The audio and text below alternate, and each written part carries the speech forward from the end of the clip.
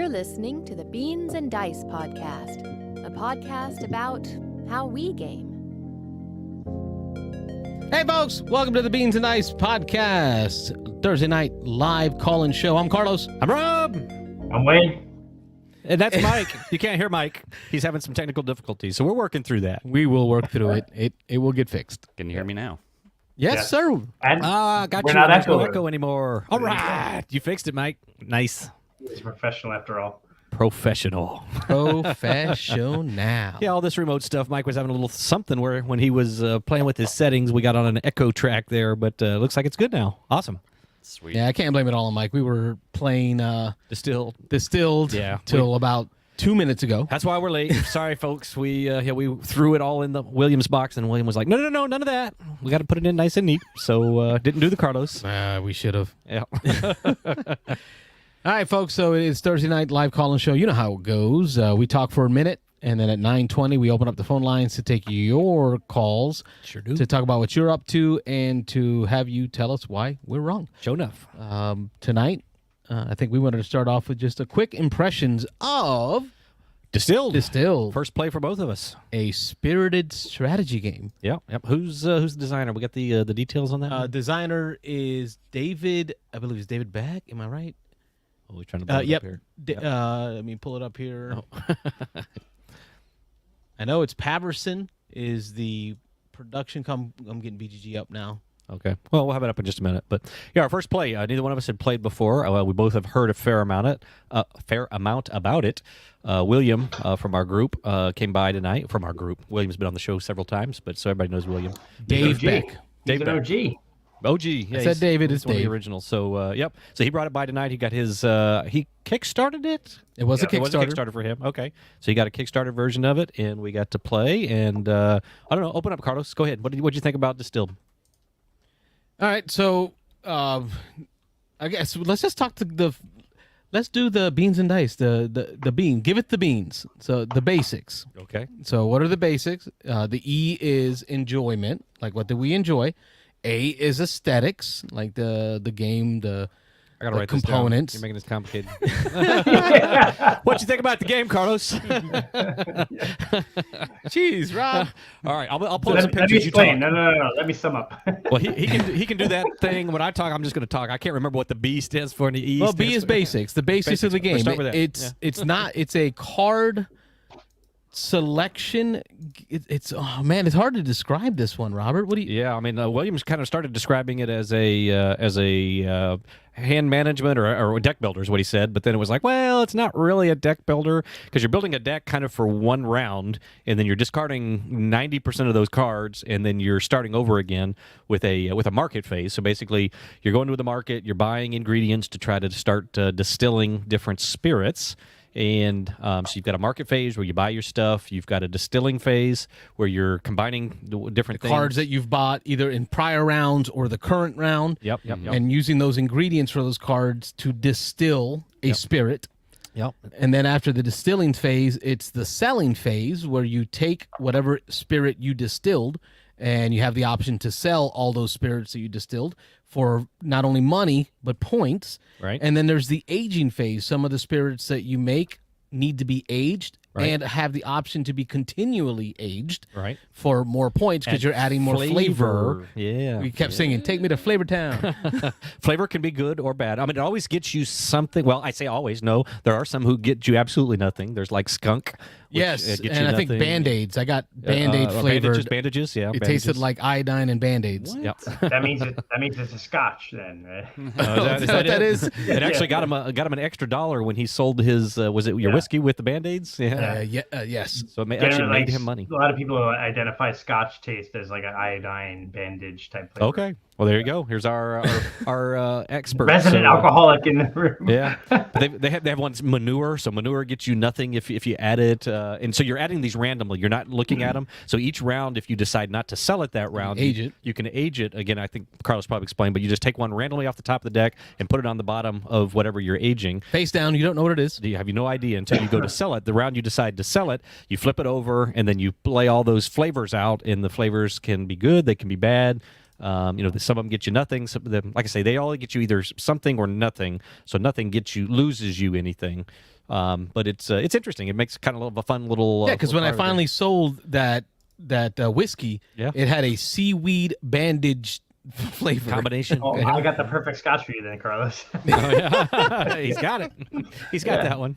And then finally, the last round after aging is you sell. No, we sold. Oh, that's just end around cleanup. Yeah, just the cleanup phase. Yeah. So you do that for 7 rounds. So it is very tight. Yep. It is very tight. It's got a push your luck mechanic, which is kind of cool. In this kind of game, it's kind of almost a Euro-y, a thinky game, but that there's a push your luck mechanic that as you're doing your spirits, as you're putting in ingredients, and then you're going to mix up. Sometimes you're just mixing like 4 cards. Sometimes you're mixing like 10 cards. You shuffle. Everybody shuffles kind of simultaneously, and then for fun, in turn order, we went around the board. But you take off your heads and your tails. So after you stop shuffling, you take the top card and you flip it face up, and that comes out of goes back to your pantry, so you're not losing it, but it goes back to your pantry for future uses. Then you take the bottom card, the tails off, and you set that aside back in your pantry, and then you flip all of the remaining cards, and then you see what you ended up with. And so the different things you're trying to distill, whether it's a whiskey or a gin or whatever, have different requirements. And so you go into it putting these ingredients in, hoping that when you take your heads and your tails off, you're not going to lose one of the required components for what you're trying to brew or trying to distill. If you do, you always can default down to it was either a vodka or a moonshine. Vodka or moonshine. So I'm trying to find the board here. Here it is, so we can see this a little better, folks. And for you folks at home, we'll describe as best we can. You've got this clipboard that shows all the recipes that you know how to make. And at the top of the clipboard are the most simple recipes, your moonshines and your vodkas. And as you go, you can pay to gain new recipes, either bronze, silver, or gold recipes that are going to give you more victory points, but they're going to have more specific requirements for what ingredients need to be in that distilling spirit to be able to call it that label, to get the label and the points for it. As you push your luck, because you're putting all these cards into a stack and you're removing top and bottom, head and tails, from that stack that you made, you could remove the card you needed to make it a rum. Yep. Right? Like I need a plant sugar to make it a rum. I need 2 sugars from plants. And if I only put 2 sugars from plants in that stack and I accidentally remove one on the tail or the head of the sugar, it's no longer a rum. It can't be a rum. Right. So I have to go down or up the list to something easier to make that still meets the requirements for the ingredients of what's left in that stack. So I'm kind of losing points. So it really gave me a feel of like, what's the game with the rats? The Quacks of Quedlinburg.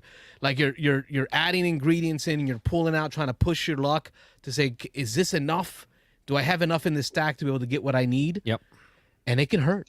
Yeah. It can hurt. We'll talk about that at the end of the beans. And if you fail, you can, as you go up this chart, you can, a lot of times you can make something that's not what you were trying to make. And again, you always default to either moonshine or vodka. If your final product has sugars in it, then you end up with vodka. If it ends up with no sugars, if you took all the sugars out by the heads and tails, then you end up with a moonshine. And so, again, they're always going to give you something. One of them gives you $2 and 1 point. The other gives you 1 point and $2.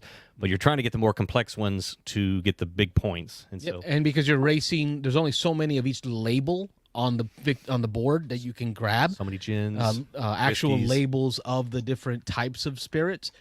So there might be 3 whiskeys on the board in a 3-player game. So the first 3 people to make whiskey, or the first person to make 3 whiskeys, take all the whiskey labels. So it removes your opportunity to make different types. So it is almost a race, too. Yeah. The labels give you bonuses on the sideboard. So you can continue, after those 3 are gone, you can continue to make whiskey, and you can get the dollars and the points for it. But the first 3 get labels, and when you get those labels, you have a little sideboard, or at the top of your board, you get some little bonuses. And so you can choose each time you get one of those labels, you cover something up. And when you cover it up, it gives you, like, you can grab a free ingredient, you can grab a free upgrade to your distillery. Or you can just get more points. You can get more points, yeah. So, I like the bottle mechanism. When you go to sell your spirit, you must pair it with a bottle. You start off with a basic bottle that always stays in your item in your warehouse. always comes back to you. But you can buy upgraded bottles that they're a one-time sale, but they're going to give you bonuses for either victory points or money. This one gives you 4 victory points and 2 money. but they all come from different regions, and you have this kind of set collection aspect to the game, where if you can collect 2 or more bottles from a certain region that you sold that go in your display, you're going to get more points for the more of that set. So it really kind of regionalizes you. Like you might want to do more Asian bottles because you're making more Asian drinks to kind of create a synergy going there. So I like that aspect. And that's where we are. So we went from basics is beans, B for basics. Okay. E is enjoyment. So what did you enjoy, Robert? I liked the pressure luck. I'm a fan of pressure luck, even though I'm not a huge fan of luck normally in games. But pressure luck, having some control over it, being able to go as conservative as I want. The pressure luck comes in that you can add as many ingredients when you go to distill. You can throw extra ingredients in there so that when you draw your heads and your tails, it's less of a chance that you're going to draw out that one ingredient that you really needed to brew or to distill what you wanted. So having that in there, the ingredients are expensive though, and they're kind of tight in the game. Oh, very tight. So you don't just want to throw in tons of them just to throw them in, because the next round of that market phase, then you're going to spend all your money reacquiring ingredients. So I liked that part of it. That was fun. I enjoyed the upgrade aspect. So there's a upgrades that you can buy for your warehouse, and it was a variety of fun stuff. Yeah. I think one of them was a drone, so you can use that drone to copy, spy on the other people. right? Another upgrade that's face up on the table. A lot of the upgrades allowed you to reduce how many cards you had to remove from the head or tail, or to allow you to kind of mulligan that flop from the head or the tail. Or put more stuff in, put extra alcohol cards. Extra alcohols are kind of wilds in the game. Yep. So it adds a mitigation factor. It's costly. Like they cost a lot of money to put money into your upgrades. But I really enjoy that because that gave you the engine building. Yeah. Almost like Chocolate Factory. Kind of felt like a Chocolate Factory-esque where you're buying different equipment or different machines to do things better, but at a cost of money, which you would normally be using to buy ingredients. So you're going to have to balance that. And it's nice because they only give you 3 upgrade slots. So you have to make decisions on, is this my optimal upgrade setup, or do I want to buy another upgrade and replace one because I'm already at 3? So I enjoyed that. There are public and private objectives. So during the game setup, you get 3 face-down private objectives. There is a point after the 3rd round of 7. Everybody has to discard 1 of those. So you can end up keeping 2 of the 3. So you get a little bit of idea to get a couple rounds into the game, see which one of those objectives you may be able to complete. And then there were, at least in a 3-player game, I think we had 5 face-up public objectives that were a race. It was first come, first serve. So, you're all kind of looking at those. And the tie stinks on those because in the tie, you don't each get the total, the full value. You each split the value of those. Yeah. So like even a tie stinks. Yeah, so you and William, I think, tied on 1 or something. Well, almost did. Oh, you almost tied. I decided not to. I was rooting for because I you made more money Yeah. by letting my whiskeys age another year than to tie with him. Yeah. So that was the E, enjoyment. So A is aesthetics. So we're doing the beans, giving the beans. A for aesthetics. A plus. A plus plus plus. I think so. This game to me is beautiful. It's beautiful on the table. I like the way it looks. I love the labels. All the labels look almost like real labels of alcohol that you would imagine. The cardboard quality of the tokens, that linen finish was strong. Like I was taking some close-ups Cards were nice, with the DSLR, and the pictures look great because of that thick linen finish. Yeah. The money was the cardboard money. I said the money I wasn't crazy about. But it was cardboard. It did its thing. Yeah, it was cardboard money. I've seen the metal money for the folks that upgraded to that. The cubes are bigger than your normal cubes. Yeah. They're like the large cubes of Terraforming Mars, right? Not like I mean like the money cube, right? The big one. Is it the 10 silver value one is or bigger? whatever. Yeah, so Oh, they're the bigger gold, than your yeah. normal cube size. What do you think of the aesthetics? I did. I liked it. Definitely above average. There were some things that I would. I'm trying to think of what tokens I would have liked to do. Well, you can see here the pictures were showing the screen printed. That's the score markers. So those are kind of nice. They were, I guess that one that says the distillery. wooden one. score markers. So, yeah. So overall, card quality was nice. Yeah, card quality was good. Diverse populations in the deck. So all the people that you could hire, very diverse group. I know you can upgrade to metal cubes. I think metal cubes are cool. So this one, Dual layer boards, dual layer boards, that nice. had a slot for your recipe cards and for your special recipe. Yep. So aesthetics to me, A++. Okay. Yeah, I'd say definitely strong on the All aesthetics. right, so we're giving the beans. So Okay. now we're on N. What's in? N is negatives. Negatives. So any negatives. For me, the one negative, and I'm just going right there. We're going to go right to it. Yeah, you called this out. It Yeah. is like a wingspan where card draw matters. What's available in the market, what you draw matters. It can really make or break your game. And then the one thing that kind of stuck in my craw was your special. William's looking at me now. He popped in. Yeah, he's got he's his head here popped in still. here. Yeah, he's popping he's in on the his way studio out the because he door, hears but- me talking trash. My special recipe was a bourbon, and I needed corn. There are only 3 corn cards in the whole deck to be able to make your special signature recipe. Well, again, I think it was for all of us. Yeah, each one of us. And then William draws it, but then burns it and buries it at the bottom of the deck. So it's Yeah. like, so it hurts. It's a negative play experience. I have to bring it up. The randomness of the cards can impact. Liquor is a cutthroat industry, my friend. yeah, but there you go. But, so, Thanks, Mike. Just sort of jumping in there for a second. I mean, as someone, I've homebrewed beer for 20 years, and I've aged spirit. It's illegal to distill your own, but you can age your own spirits. Corn is one of the most prevalent things out there. Like literally, corn is super cheap. America. So like, the It's fact in my that there's Busch only Light. 3 of those in the deck, that's not a good thing. Yeah, they used it as Corn should we be didn't- pretty prevalent. I don't think we talked about before, but each person, it's asymmetrical starting ability, starting Yes. power. So we got 3. I think. I was an American whiskey distillery. Rob was a Asian No, it was a European distillery. Catholic nun. Yeah, it was a Catholic nun Yep. making They gin make the over best there. shit. yeah, absolutely.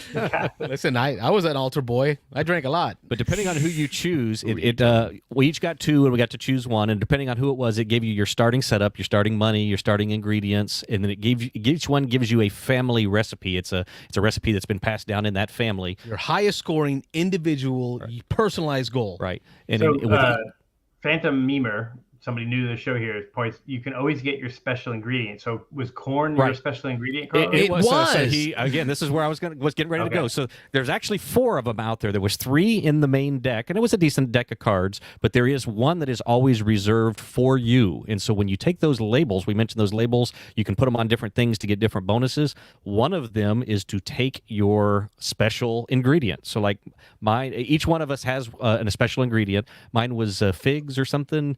And there's only, again, you only have 3 Juniper berries. of your thing. Juniper berries, that was it, sorry. So there's only 3 of them in the main deck, but then you have one that's reserved for you, so you can always get yours. Carlos got his. He decided. And then I created my stack, Yep. and I had a mechanism to mulligan if needed, but the grain got flopped out of my stack. I needed 3 grains in order to make my special ingredient. When I was done with the mulligan flop, I still didn't have enough grain in that spirit to call it my special recipe. So I lost permanently access to my corn and then could not find corn in the deck.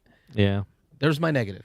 Yep. That was pretty much it. That was the only negative I had. But again, with that pressure luck and in making it, like I told Carlos, I waited until later in the game to do mine, and when I did mine, I overkilled it. So I made almost Like 100 juniper berries in there. Yeah, I was shuffling 14 cards, which in this game is a lot. So I almost guaranteed there was probably maybe less than a 10% chance that I could fail at it. So And that's a learning experience. I'm not saying that that's going to be a negative every game, and now I know I'm not going to try to shoot for my special recipe until I have so much corn in there that there's no way I'm not going to get the corn in there. And as Phantom Meber points out here, let me, I'm jumping I got between him. screens. He's got in here. So your special ingredient also has the one that's set aside for you. It's printed on there that if you pull it out as the head or the tail, you actually can put it right back in. So you can't lose it that way. So the only way you can lose it, again, is by just completely blowing the recipe, which is what Carlos did. I guess I had to go to the bathroom, and I didn't stir the pot in time, and I messed up my batch. So, and you tried to do, you used your special ingredient on something that wasn't your. No, it was my special. I was going for my special. I'd have to look again, but I don't think you can fail that. Oh, I did. Because I didn't have enough grains. And it required 3 grain symbols. Oh, okay. That's 3 right. grain Yes. icons. Right. Mine. And my corn counted as 1 grain Yes. icon. Okay, so you can fail it. Yep. Yeah. Oh, I Okay. did. Yeah. Oh, I can tell you. You can. Carlos. But, yeah. So Hey, Mike, raise your volume up for the folks at home. So mine required 3 fruit sugars, and so I put 5 in. And so if I happened to draw 2 of them, I was still guaranteed to make it. So that's what I again. So now the last can't one is guarantee the S. So giveth the beans. We did the basics. We did the enjoyed. We did the aesthetics. We did the negatives, and now we summarize. In summary, the game to me, I told Rob right at the end. Actually, in the middle of the game, I was IMing Dan over at your turn. Hey, do you still have any copies left? And how much? So Dan says he still has copies left. They're $80. 3 copies. He also has the upgrades available for the expansions. for Africa, I think was one of the expansions, as well as the Mats. neoprene mat. Matt. As well. So Dan, at your turn is your guy if you want to buy a copy. But for me, it was a good game, and the theme has it stuck in my head. The theme alone, the gameplay along with the theme, because they're integrated so well, it's exactly what I look for in board games, where the integration of theme and mechanisms make the game fly without having to look at the rules. So I'm not ready to call it a buy because that $80 price tag, right? That $80 price tag to me A little is steep. Yeah. But it's if not I going have retail, extra right? money, the retail. If I have extra money, if like it come in a drop, maybe my birthday, or I'm allowed to spend a little more, maybe Easter if wifey's watching, that'd be like a great Easter basket present. You know she's watching. The 80 was with everything, though. It was with all the Kickstarter stuff. That was with the mat and everything? Oh, that was just the base That's game? just the base game. Oh, okay. Gotcha. That is steep. Yeah. I mean, the production was good. I don't think it was $80. Buy, try, or deny. I say try, based on my play. A strong try with maybe a buy. Yeah, I'd say a strong try, maybe a buy as well. It's almost, it's there. If you've got the $80 and you like this, I would call it. How would you weight this? What do you think as far as a weight? Well, BGG calls it a 289, and I'm in agreement. Yeah, that's fair. It's on the complex side. I agree. I don't think it was that complex. How to win almost is a 3 complex, but it's pretty complex. The science behind it, the mechanisms of like distiller, and Rob and I have done a lot of brewery tours and stuff. Yeah. So we really enjoy. I guess I enjoy that idea. Yeah. So to me, it made it easy. 289. That weight is accurate. Okay. So this was in the realm, like Mike and I are the Kickstarter people. This was like one of the Kickstarters where it hit at a time, I don't know, it was like a year ago. So it was kind of like just towards the end of the pandemic. I was trying to pull back from Kickstarters. And this one was like, I was so close to pulling the trigger full in on this one. Because again, it's a few minutes ago, I said, I've been homebrewing beer for a number of years. I've aged spirits. I'm interested in that stuff. I enjoy spirits. I enjoy spirits. My background prior to finance was biology, chemistry, so I enjoy the chemistry aspect of it. And when you look at the game and you looked at the trailers on Kickstarter, it was clear that whoever developed this game understood basic principles of distilling and the industry itself, right? So like the theme was there, hardcore for me, and it was like I just need to know, like, is the gameplay there, right? Will the highly thematic introduction of how you distill and how the spirit industry works into a game, will that translate to a good game experience? And then the price tag was a little higher than, like, it was like, to go all in with all the expansions and everything. It was, it was $100 something bucks. And I'm like, I just don't know. I'm not gonna back it, right? Because I have, viticulture and I have brew crafters and a bunch of other, like, distilling games. So $60. Yeah, it would move it to a buy. It'd be almost at $60. Yeah. It would be an automatic buy for me. That's what I'm like. I'm still like, I was excited to see you guys playing it tonight, and I know Diego got his copy and he's gonna play it. So like, I want to know people that I play with. I've played games with both of you. I played with Diego. If you guys all go, hey, this is a pretty good game, then I'm like, hey Dan, save me a copy because I'm buying it, right? Because I kind of regret not packing it, but then it's like, is it really going to replace other games that I already play on a regular basis? I don't know if Diego's tried it yet. He's in the chat, so he can chime in. I know I played some games with him this last weekend, and he brought it, and we were looking at playing it. We ended up playing Orleans instead, but I know he was saying he wanted to play it ASAP, so I'm guessing he probably hasn't played it yet. I think he was talking about maybe game day, bringing it and playing it. But yeah. Mike, what'd you think our review, our Giveth the Beans that we did for Distill? What'd you think, Mike? Oh, no, I think it sounds good, man. That sounds like a game that I would enjoy as well, because I know that it's got the asymmetrical powers and it's got the stuff that I enjoy. And it was an interesting mix-up of mechanics. Again, it's a kind of a thinky game, and you don't really see press your luck in a thinky game like that. So that was kind of new to me. I don't know. I struggle. I guess to recall. It's a tough combination. Yeah. And I love the whole concept that Heads and Tails is really interesting, and how that might work in a game, because when you distill spirits, when you cut off the heads and tails, you're really trying to cut off the really dangerous chemicals and the dangerous elements that will really taint your alcoholic beverage that you end up with at the end. And so, like, where you cut that off is a science that's crazy. And so, and then you take that, middle part that you have and you age it in random wood that you have no idea what it's going to do over 15 or 20 year period. You hope it's going to be great, And so I think that's where that push your luck aspect, like I have to put in enough to make sure that if I do the heads and tails, I don't lose what I need. Is pretty cool. And that's why I was really hoping that mechanic worked well as gameplay. So it's good to hear I think that you guys had sort of like 14 alcohol in one of them that you made, Rob? Something like that. Yeah, it was. I had 14 cards, but I think it was like 11 alcohol in there. But yeah, that was potent stuff. Oh yeah, we labeled it death. Yeah. And there was one of the objectives I was trying to get is one of the public objectives where it was to have it 6 or 7 and in one distill. So. I overdid it a little bit, but yeah, I got what I wanted. Phone lines are open. Let's run through the chat. Phone lines 813-618-7099. Let us know what you think of our Give It the Beans breakdown of Distilled, and or anything that you want. Because as the caller can change the whole show. That's how this works here. In the comments, we've got Phantom. Would you say Memer? Memer. Distilled is a beast. Oh, we got a call coming in. Beans and Dice podcast. State your name. Where are you calling from? Hello and good evening. Happy Thursday, gentlemen, and you too. This is Nick from Wesley Chapel, Florida. I know that voice. Hello, Nick Oben. Welcome to the show. Man, how did that happen? First caller. Thank you. Woohoo! Wait, first caller at 9:30? We had the phones turned off until about 5 minutes ago. We were just giving our debrief of Distilled. I gotcha. You were waiting for my availability. I appreciate that, gentlemen. Absolutely. Yeah, axe throwing is back on. We had a 3-week break there, but I just got out of week 1 of the spring season. Nice. So good time for half by all. But board games, if you've been talking about Distilled, then it is my duty, as it ever is, to bring up the fact that we played Frosthaven last night. Yes.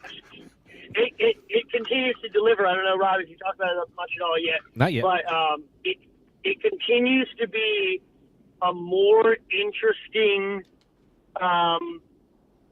experience set in the same system as Gloomhaven. Yep. Right? I mean, I think in almost every way it's honestly a better game. It's the same system, so it's not like it's so different and so much better, but all the areas that could be polished are polished. And it's great. It's a lot of fun. Good time. I agree. Yeah, it's a little bit more going on than Gloomhaven, so I'd say it's a slightly more complex game. But it's like you say, the basic system is all the old stuff. And if you played Gloomhaven, jumping into Frosthaven's not a big jump. So it's a lot of fun. They've added some elements to it. They added the town building, I guess it is, and some exploration aspects to it. And the events are more interesting. The different resources now you can collect are more interesting. So yeah, there's a lot of neat stuff going on. How many scenarios are you guys into it? I mean, we're only maybe half a dozen events total in, even between all of the road and outposts. Yeah, four scenarios, I think. Yeah. Oh wow. Yeah. So I mean, they are significantly more varied right away. Yep. Which is just really, really neat. And then looting is more exciting, where looting used to be just gold. Now there's this whole resource management element, which is not more complicated. It's just better, right? Yeah. And that's always fun. It almost feels like a Gloomhaven, redone, second edition, which it pretty much is, I guess. Yeah. But no, yeah, it's good. Agreed. It's good. Awesome. 191 on the charts. I know we had originally talked about it when it released and wondering if it was going to be a meteoric rise to the top. Yeah. It's gone down, hasn't it? Or is it? Oh, I don't know if it's gone down, but it's not flying up the chart. But a lot of people predicted that because, again, it's kind of a known quantity. A lot of people are still playing Gloomhaven and haven't gotten to Frosthaven yet. And again, Frosthaven is going to be a tough one, I think, to jump into if you've never played Jaws of the Lion, or you never played the base Gloomhaven, it'd be a pretty big learn for the first time. And so I think it's going to be a slow rise. I definitely don't think it's when it's going to shoot up. There's the whole question, and I guess Tom on Dice Tower predicted that by the end of the year he does not think it'll be in the top 100. So I don't know that I agree with that, but I don't think it's going to be in the top 50. I think it'll probably get in the I think in the top 100 by the end of the year. All right, we'll keep watching it. Yeah, we'll it's in the top 200 now. Yep. There So you go. what else you got going on? I mean, board gaming wise has been a little slow lately. I'm looking forward to game day in not this Saturday, but the next Saturday. Yep. And then I did manage to lock down. I'll break the news here for the Western Chapel group. We are going to actually have a return back to Double Branch. Nice. Here in Wesley Chapel on the last Saturday of this month. I'll post the event later on, but I was there tonight before axe throwing. Just if there's one thing axe throwing needs, it's beer before and during. Right? Yeah, absolutely. Did you say they're under new management over there? Or? They are. That was the thing, is that I skipped several months there because they were under new management, and the management that I used to coordinate with the game days with basically stopped replying to my email because they no longer worked there, and I was sending email to a dead account, I guess. Sure. Stop calling me, Nick. Leave me alone. They just told you that. Yeah. So I physically walked into the building, ordered a beer, and then said, "Hi, I'd like to play board games here." And they were like, "That's great." So cool. I got the new email address of the new general manager, and so we'll set that up. Nice. Cool. But otherwise, I mean, I actually can just report that I have continued to fail to play Mosaic. Mosaic has actually been, it's so bad. It has been unboxed, obviously, in Famous. I need to record a better unboxing with axes of some next big game for Mitchell. Yes. But I unboxed Mosaic famously on YouTube, and then set it up. It's like it was on my gaming table. I saw it. You saw it. It was on my gaming table for like a week and a half, and now I've actually pushed it aside. Like I took all the piles of stuff and moved them aside. Shame. I say shame. You were that close. You should have got it in. I mean, it's not a tough one. Yeah. It really is not a tough one to play. It's good. I know. It is a table hog. You need a good area to set up your tableau, but yeah, that's a definite. All right, we'll try to maybe do that over the weekend. I was telling Rob last night, I actually would have struggled to make a game day at your turn this Saturday. It would have been like stopping in just for an hour or two, but maybe what we can do is try to get the play of Mosaic here at home done, because I could probably swing that. So there you go. And if not, we'll find a way to set up. I know I want to play it again. So yeah, I'm always with up for Mosaic. the upcoming game day, I can definitely do an afternoon game of Mosaic. Which we pushed back. We posted it up in a few places. Wayne, thanks for helping us get that posted up. But we pushed it back. There was some little bit of concern about Easter weekend this weekend. Easter's on Nick's Sunday. right. So, so we pushed it back, and there was some other things just with I couldn't be there this weekend. Not that I'm the only one that matters. Of course I am, but I couldn't be there Saturday, so we just decided it'd be good to push it back. So so we pushed it back 1 week, so we're third Saturday this time. But with the first Saturday being on, it was the first, wasn't it? I mean, it's always kind of weird. It doesn't feel like second Saturday.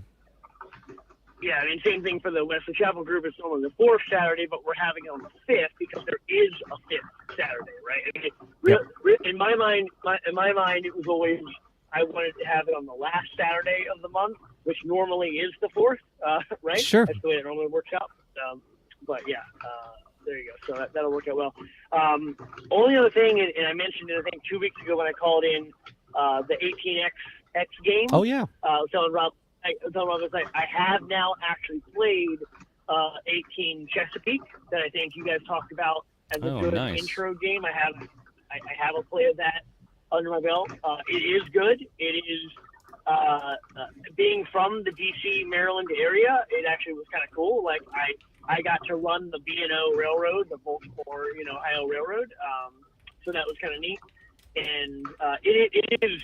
I think it does a nice job of getting the fundamentals out. So I will be looking to set up a Beans and Dice. Yeah, we were talking about maybe a teach, having, I think you said maybe plays up to like 6 people or something, maybe trying to get a 6-player game and then either getting you in on that or at least having you teach it at a game day sometime, and we can all get our first experience with the 18XX experience. So Carlos is resetting the camera here real quick, so that's, yeah. Sorry, but yeah, for people watching, we went dark there, and we'll be back on in just a second. But that's fine. We're talking about digital board games now, anyways. Yeah, There you go. Yeah. That's a good question, actually. I don't know that because it really is funny how this whole subculture of tabletop games is treated as such, like the 18XX, niche. But as someone who's a tabletop game player going into him, they're just other tabletop games. Like they're not a different thing. There's area control, there's there's resource management, there's finances, there's economy game, there's bidding, there's auctioning, there's strategy involved on timing, there's game phases that you need to be aware of, kind of like basically in what other games might call ages or phases. The 18X has a technology age, a trained age thing. So it's all very normal tabletop mechanics. I think honestly the 18XX genre gets typecast as being weird or different somehow, but it's not. I mean, I don't. If anyone's a diehard 18XX gamer and feels differently, they can call in. But to me, it's just another tabletop game. It's another strategy game that is economy based and area control. So. Do you think maybe it's because there's so many games based around the same idea and the same topic, same subject? Yes, that's a really good call, Michael. It's like other hobby games like Warhammer or Blood Bowl or that ilk, where you really could spend your entire gaming, career, quote unquote, just doing that. Right? Or Magic players get typecast a lot. Like, oh, you play Magic, you must not play other games, right? Well, like, well, no, you can play Magic and play other games. You could, right? So yeah, I think you're right. There's literally dozens, I think, titles in that same system, and so they really have created this whole world where you could live in the 18XX mindset and not need to branch out. But again, maybe it's because I'm coming from the other side, coming from just all games are welcome mindset. I'll play card games, I'll play tile games, I'll play board games, whatever. To me, the 18XX platform system is just another system that works great as a tabletop game. Yeah, there you go. Makes sense. Sweet. So I will be. I'm going to find either maybe a Monday or Wednesday. I know we had a little momentum for a little while there on Monday and Wednesdays being a digital game night, synchronous game night. I would love to grab one of those in the next couple weeks here and do a teach. I think put it this way: there are dozens of 18XX titles that does have a cult following because just like Magic and Warhammer and Blood Bowl, it's a great game. It really is good. So I'll be eager to teach it and see if we can get some fun online plays going. Nice. I look forward to that. I want to learn it. Very cool. Good. All right. Well, I'm going to let you guys go and get another caller in here in the last quarter hour. Or are you going to 11? To 11. We had 11 for a couple months now. So, 2 hours. Woohoo! Wait for the after dark. Yep. All right, Oben. Hello, guys. Wait. Have a good one. Appreciate you calling. Have a good night. Yeah, I really want to get that Chesapeake game played. Yeah, I was talking to Nick because I told him that he called up and brought up the topic last week, and we talked about it for a little bit, and then he went off the phone, and I mentioned at that point that Chesapeake was the one I have heard from several places is kind of the break-in one, the way to learn it. And so I was asking Nick, now that he's played 3 different ones and he's played Chesapeake, what he thought about that, and he said he didn't necessarily feel that Chesapeake was any better or any easier. He mentioned actually that there is one punishing mechanic in Chesapeake.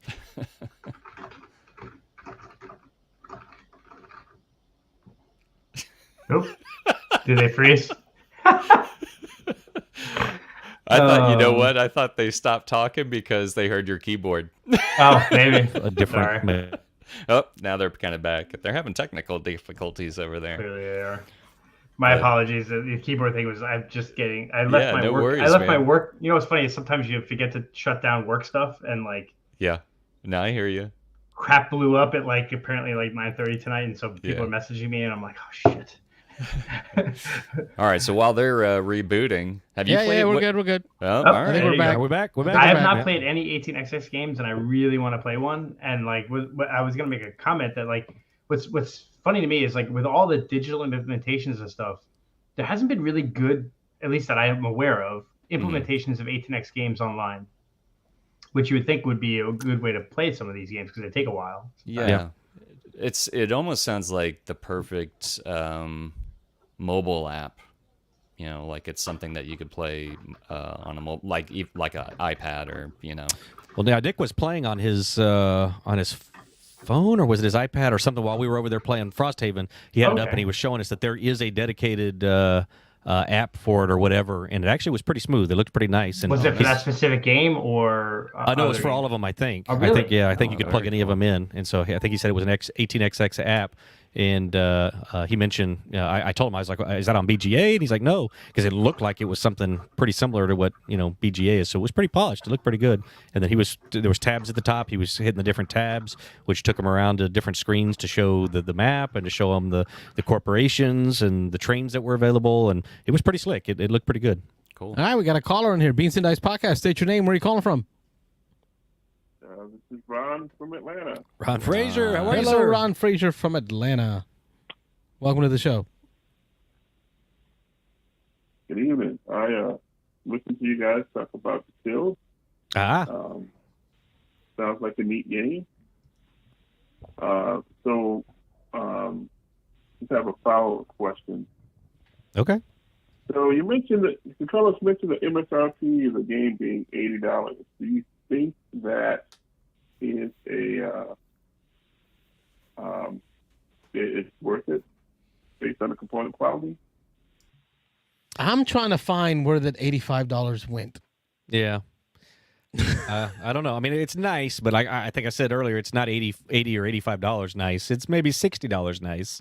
But I can see paying $60 for it. That makes it kind of almost a must buy if you like it at all. But 80 to 85, Diego said it's up to 85 now. He saw that seems like a lot. Yeah, I was just curious, because it seems like I would imagine that board game prices have to go up, right? Like with inflation and whatnot, the change in market, and plus also I think some of these companies are trying to pay folks better. So like that'll come to the price of the board game. And it was just a thought as you guys were talking about the game and component quality and whatnot. Sounds like a neat game. Sounds like it's well put together. I mean, it's a topic on its own. I mean, you see Distilled for $89, then you see like Root for $45. You can see like Mosaic for like $55, and it just, I don't know. It just, yeah, it's a good game, but it's not. It didn't blow us away. We talked about that a little bit. We both liked it. Actually, all three of us who played it liked it. We all had a good experience. We all want to play it again. We are all starting to kind of see in just one play how some of the mechanics come together. But it wasn't definitely for me a revolutionary. Oh, this is a great new game. It was very solid mechanics. I enjoyed the way they put some of the mechanisms together. But again, not a game that at any price I got to run out and get. I'm glad William has it. Yeah, exactly. Got a friend I'm who glad has it. William has it. Yeah, that works perfect. But it's not off my buy list. It's on there. It's on the edge. It's on the if if things are good, I got a little extra cash laying around. Yeah. Instead of buying 2 small board games, I think I would buy Distilled. Okay. Interesting. Back to you, Ron. Yeah, it's an interesting topic. Yep. So I got some good gaming in this weekend. A lot of co-op gaming that was fun. And one of the games that I played is an oldie, Teenage Mutant Ninja Turtles: Shadows of the Past. I saw you post some pictures. Yeah. By IDW, who is, I guess, no longer in business, right? Is IDW out of business? That's what I read. I haven't seen anything, from them in a while, so that very well could be true. I don't remember seeing that they had gone out under, but that may be. Yeah. So they put this game out 2016, 2017, and then they iterated on it and came up with another TMNT game and also a Batman game and I guess a couple other games where they made the game fully cooperative because Shadows of the Past is a one versus many, and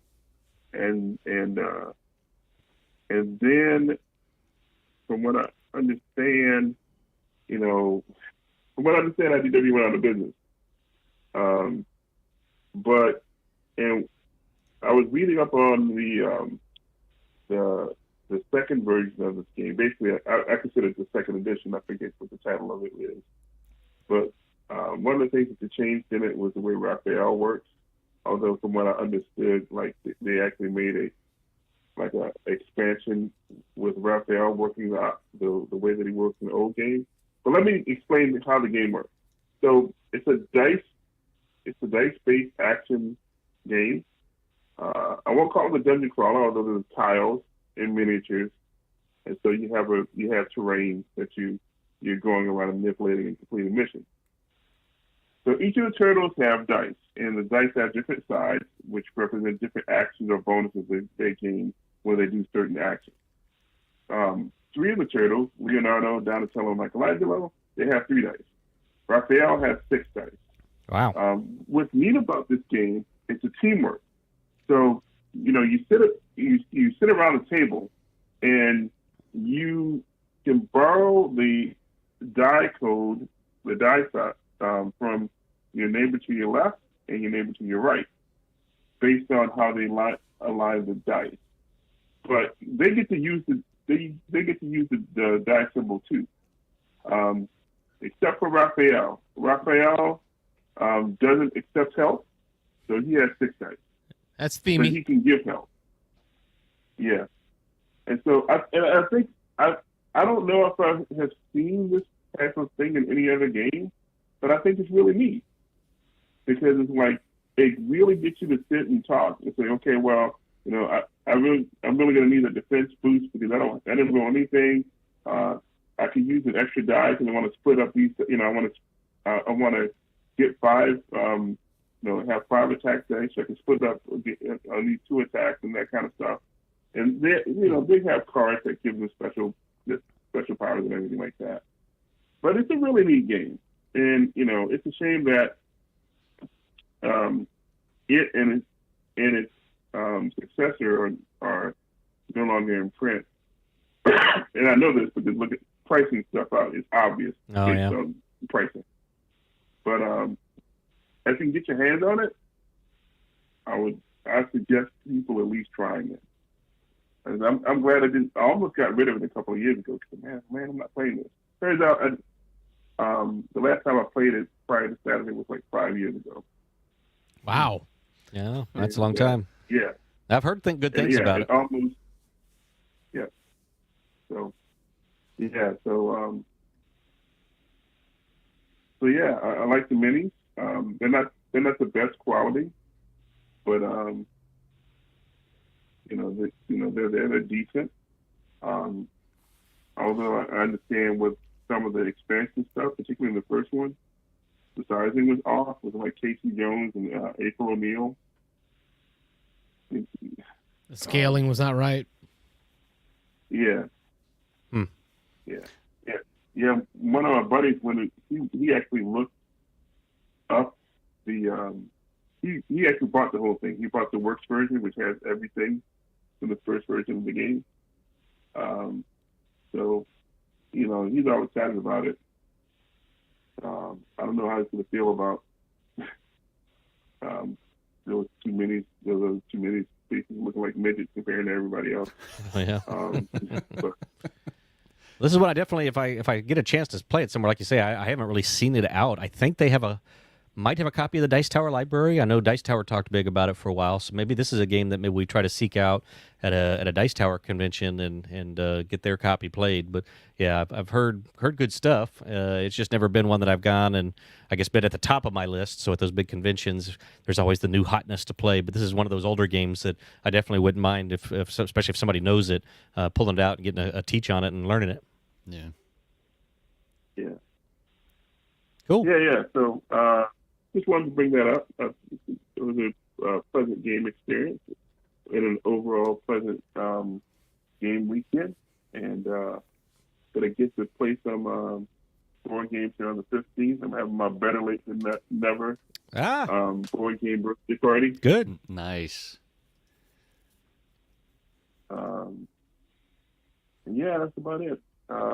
14 April 14th. Are we good? Are we locked in? Little RPG fun. Yeah.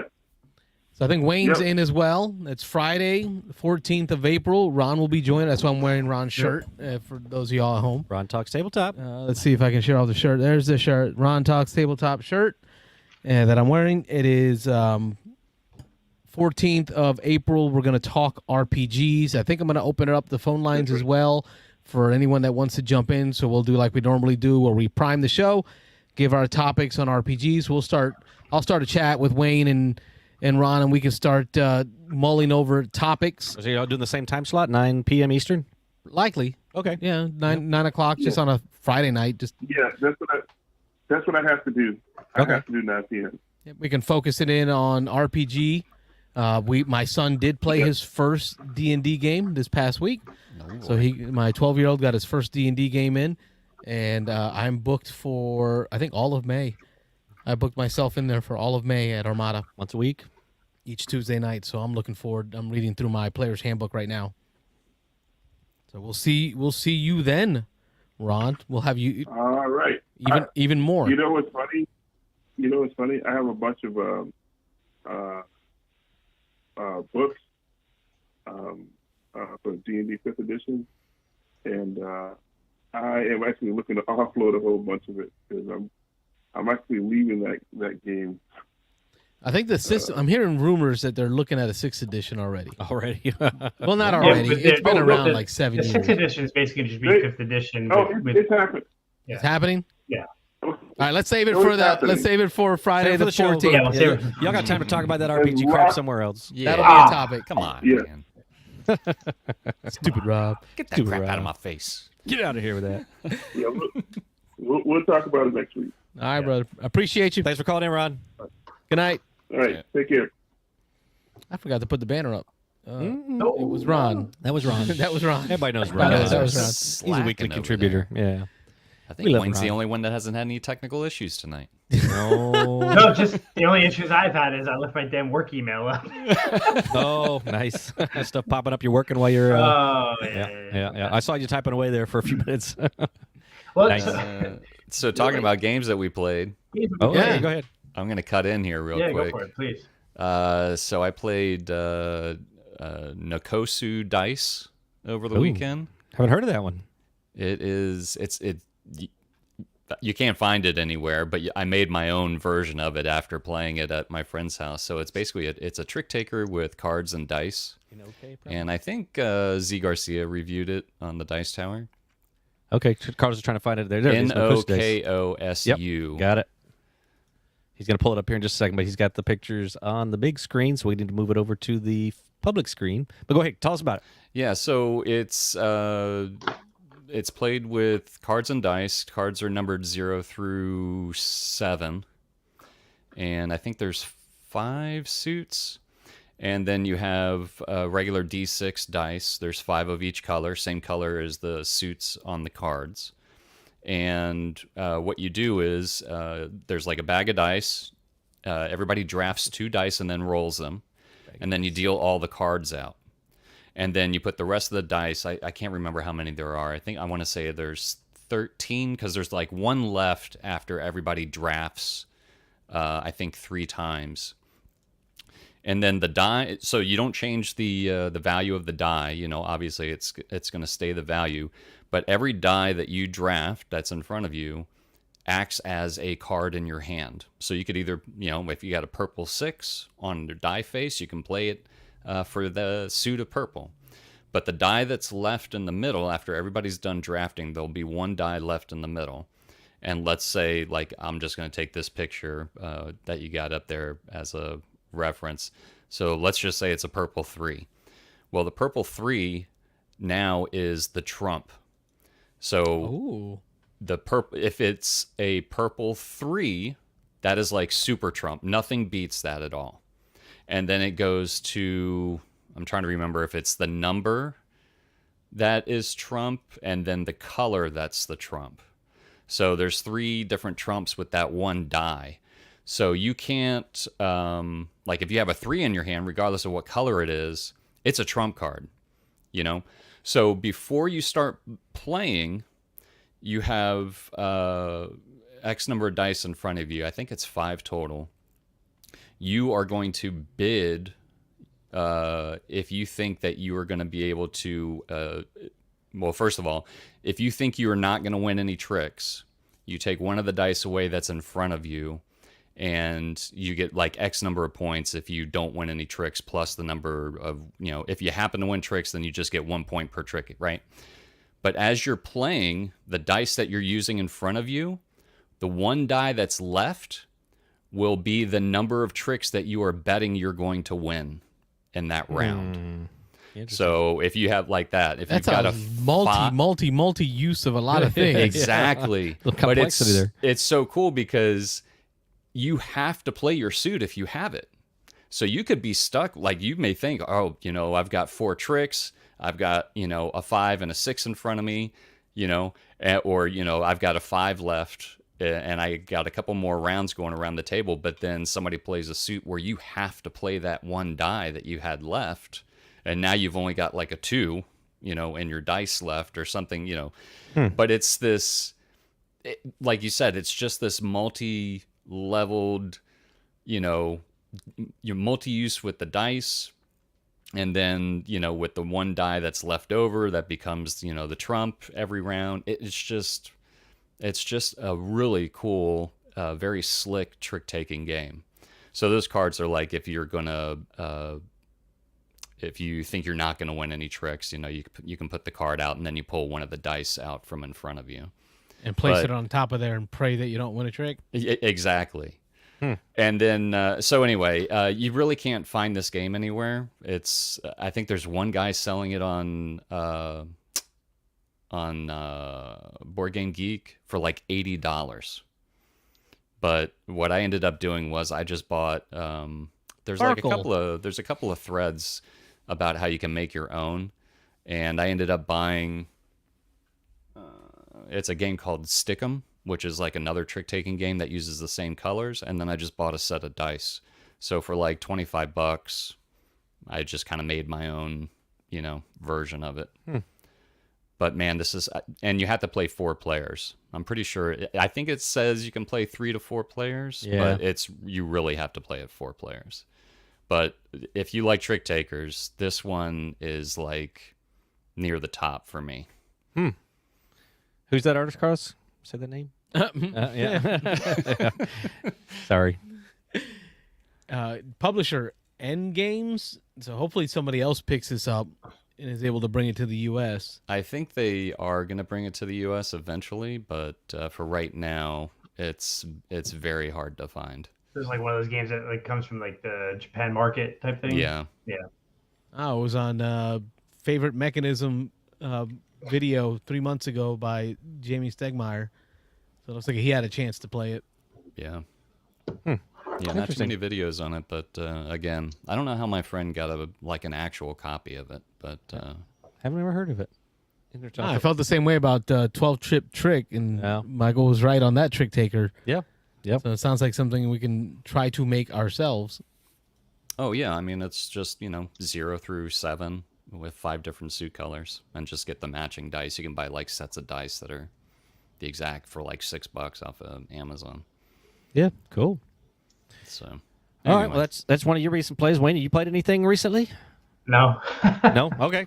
Moving on. I gotta be honest. No, man. I haven't played. God, like other than BGA, like I actually haven't. I haven't gotten many games in the last week or two. It's just been insane after spring break, and you're away from work for 9 days, and then just everything. Yeah, drops. you did your trip, and you got back from that, and yeah, it was the greatest trip ever, or at least a long time. But you come back, and it's just like work gets slamming, and in my sector, things have been a little crazy lately. My job, based upon, various things in the news that you see. But yeah, no, it's been crazy. I'm hoping. That's why I'm actually, I'll be honest, I'm really glad that the game day got moved as a personally, because I wasn't going to be able to make this Saturday, but I will definitely be there the following Saturday. Awesome. And want to get in some games. I want to maybe play some Orleans and maybe play Distilled if it gets brought. So, yeah, I'm really looking forward to gaming, but I have gotten no RPG games like in the last 10 days, board games or RPGs in the last 10 days, other than BGA. So I could imagine the feeling. It's not stress. It's just kind of like a frustration, an annoyance. Yeah. Oh, and it's like I was like, oh, I'm on the show, I'm great, and then like I'm thrown off my game because it's like all of a sudden I see like these pings and I'm like, God, you gotta be kidding! Like can't even chat about games. Yeah, I can't even like get away from it for more than 10 minutes before like something happens. But no, it's really cool. And actually, I really appreciate you guys playing Distilled. I'm like, I really was looking forward to this game because it's like I want to play it. It looks really cool, so I'm excited. I'm excited to see it. So, I being that I'm like the Debbie Downer tonight. I do want to like. How dare you? How dare I? I do want to like take a moment to like. Can we just at least have a brief Klaus Tuber? Yeah. Right behind There me. you go. Little Catan. We got a special spot on the shelf right behind me. Yeah, I mean that's right around when I got into gaming. Right, early 2000s, late 90s to early 2000s. That game came out. That was like the game. Right. Like, do you remember the tournaments that were held at the local shops?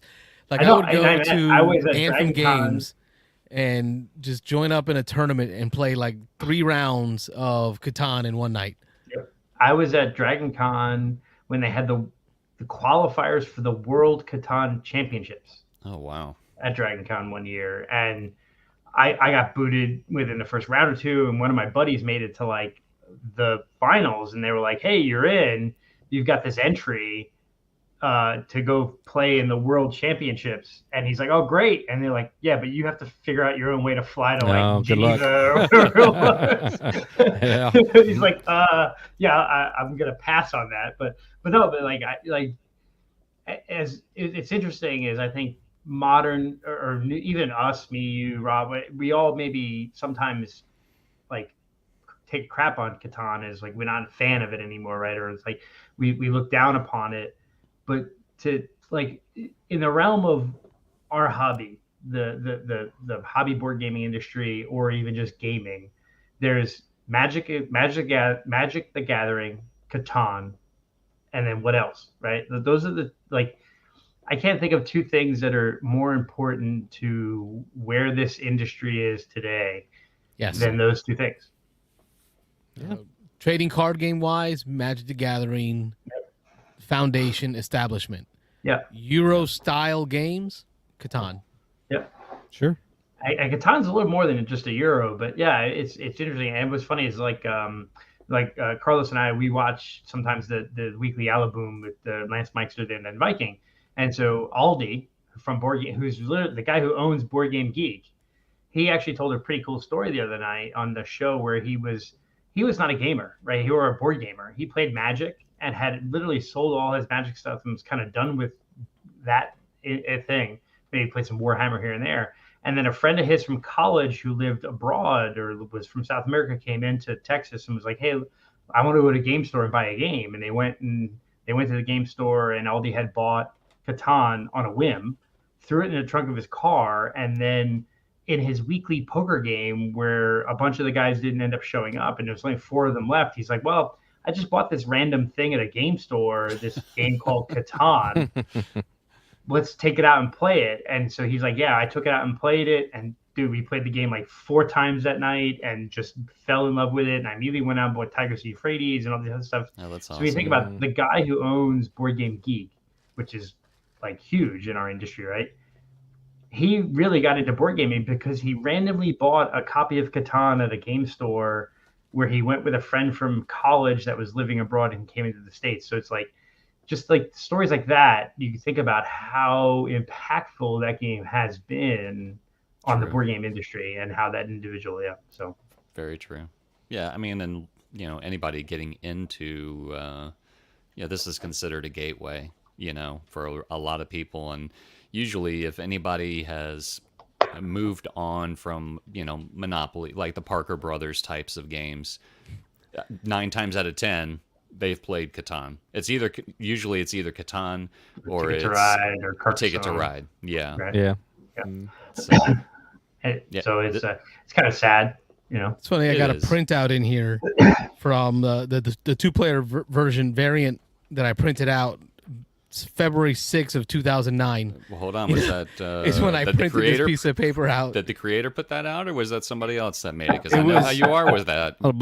It was on MayfairGames.com, game support rules. All right. So like, I love that. Like I always said, every time I find the official variants, I like to print them and put them in.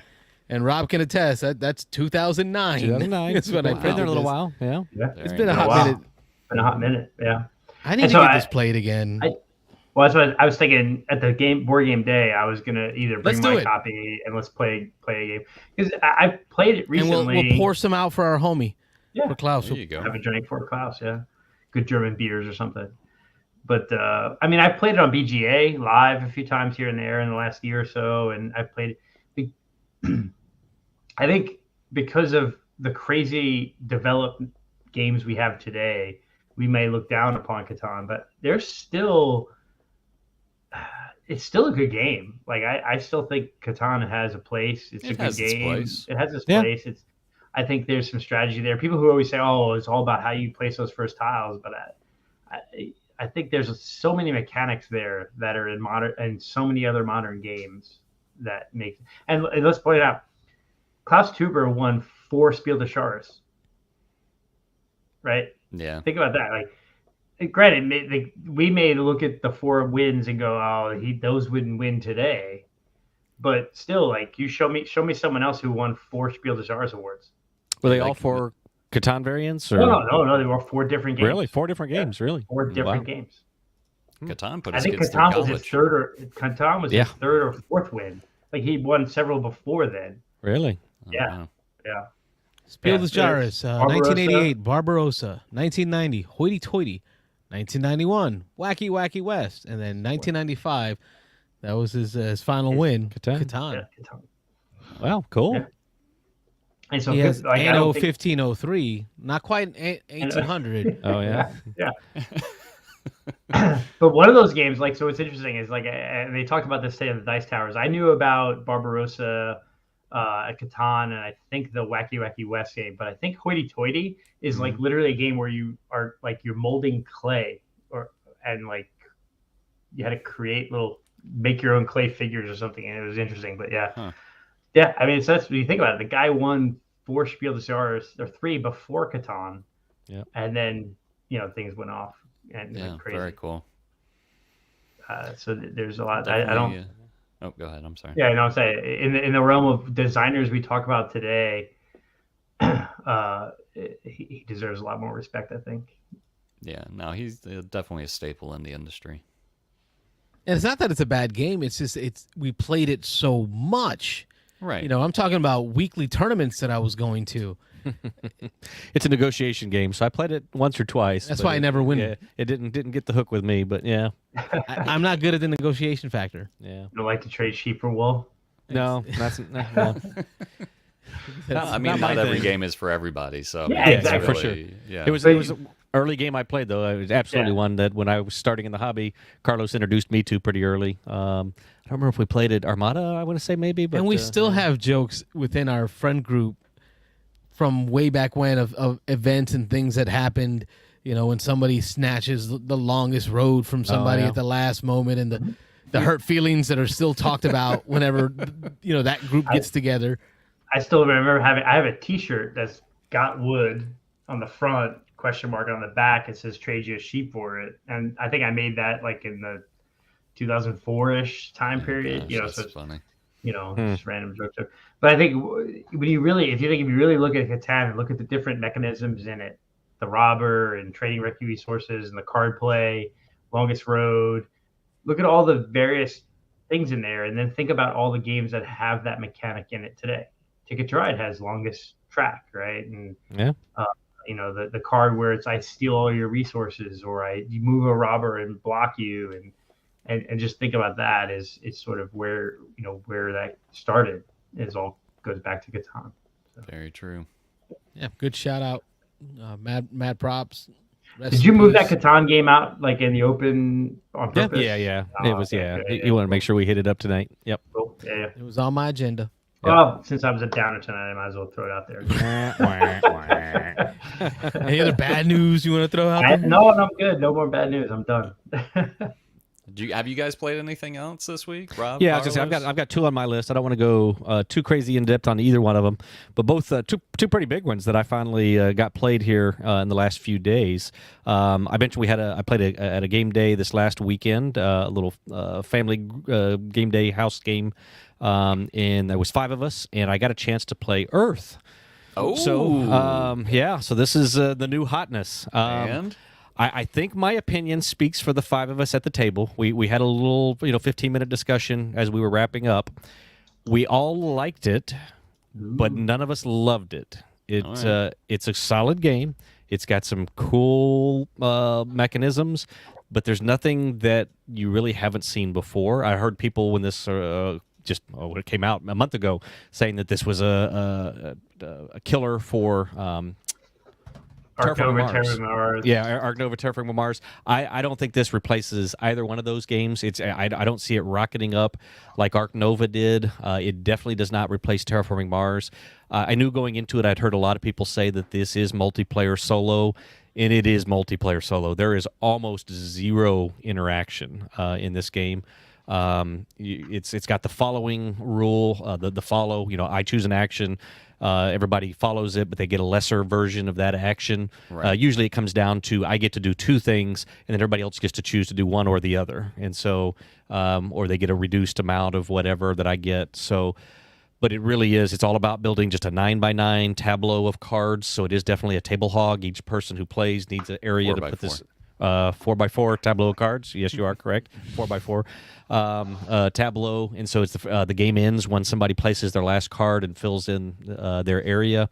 You finish out that round, but it was good. It was definitely good. And when I played it again, it was one of those that I said, I need to play this again. I definitely made some mistakes. We got blown. If I remember, Michelle blew us away at this one. No, it was close actually.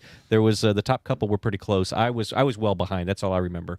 I know I was well out of it, but there was some mistakes that I saw when I finished up. I was like, oh, I should have done the thing. I should have put that card. It's a card that helps all the cards around it, and I put it on the outside border. It should have been in the middle somewhere. It would have completely changed my game.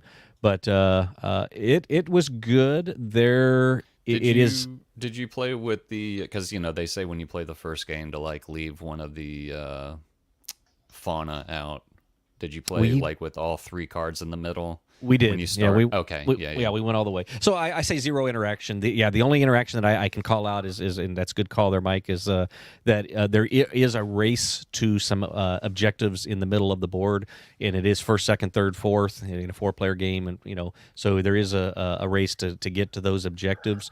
Although those objectives, there's lots of ways to get points. It's absolutely a point salad. You can get points in so many different areas. You can just focus on just what you're doing, and that's what I did. Pretty much ignore those other objectives. You can do a little bit of everything.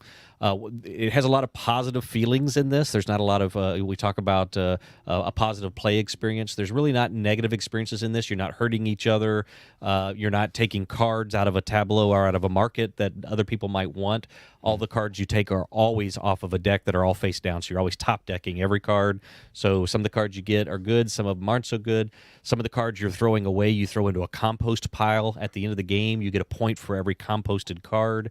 So there's lots of positive interactions. Positive. Well, I say and not a interactions. lot of negative. Yeah. There's it's not much of a negative Good experience. experiences. It's a good experience. When you come out of it and you feel like you built a little thing, you can look at your board the little tableau you built. You're like, hey, I did that. In my case, it was like I didn't get a lot of points, but I did that. That was the thing. So one thing is like all the other, like a lot of the content creators and the buzz online is, oh, this is the, like you said, oh, this is a fantastic game. It's going to replace Terraforming Mars. It's going to replace Ark Nova. Yeah. And I even think heard Vassal talk like that too. Yeah, a little bit. Yeah, exactly. But like, so the one thing that struck me was everyone was saying how fast this plays, and like even it's 45 minutes There's to an no hour. downtime. It's like real quick. So where it could be so the question would be is where it might be a replacement for Terraformers Ark Nova is Terraformers and Ark Nova we know are games that are 2 or 3 hours long. Yeah. Does this give you that same feel, but you can play it in 45 minutes to an hour? Not quite for me. It's not quite as fulfilling. Again, it is shorter, it's quicker, it's over a lot faster. So maybe that's part of it. But I don't feel like I built a thing. I built a little 4x4 thing. But in Terraforming Mars, when you're done, I might have 50 cards in front of me. It's like, oh, I built an engine. This comboed off of that, and that did that. And then just touching real quick on the downtime thing, the fact that it is simultaneous play, one person chooses an action, and everybody does their thing together. There are definitely things that, number one, an AP player can slow everybody down because we had points where everybody was done. 3 of the 4 were done, and then they were just waiting on the one person a lot. And then there are this picture that Carlos has up right now. There's these rainbow cards that activate pretty much no matter what the main action is. And I thought, hey, this is a good idea. These rainbow cards, they activate all the time in my grid. And so I'm going to get a bunch of these. So I put 5 of them out early in the game. But what ended up happening is every time you do it, you trigger the cards from left to right, top to bottom, and you trigger, like if somebody plays the blue action, then everybody can do all their blue cards, or somebody does the red action, they're red. If you have the rainbow, you're doing those cards on every person's action. So most people had 1 or 2 of them out there. I had 5 of them out. So every time somebody took an action, I was like, I'm sorry, guys. I've got to go through now these 5 cards, and I have to evaluate, is it worth trading this cube for this bud, to put a thing over here, to make some dirt, to then compost a card? And so there is awesome combos in this that if you get a little engine set up, you can combo stuff. But my combo every time was feeling like it was 5 or 6 minutes, and everybody else was done in like 1 or 2 minutes. Is that just your excuse for being that AP player? That AP player? No. Yeah.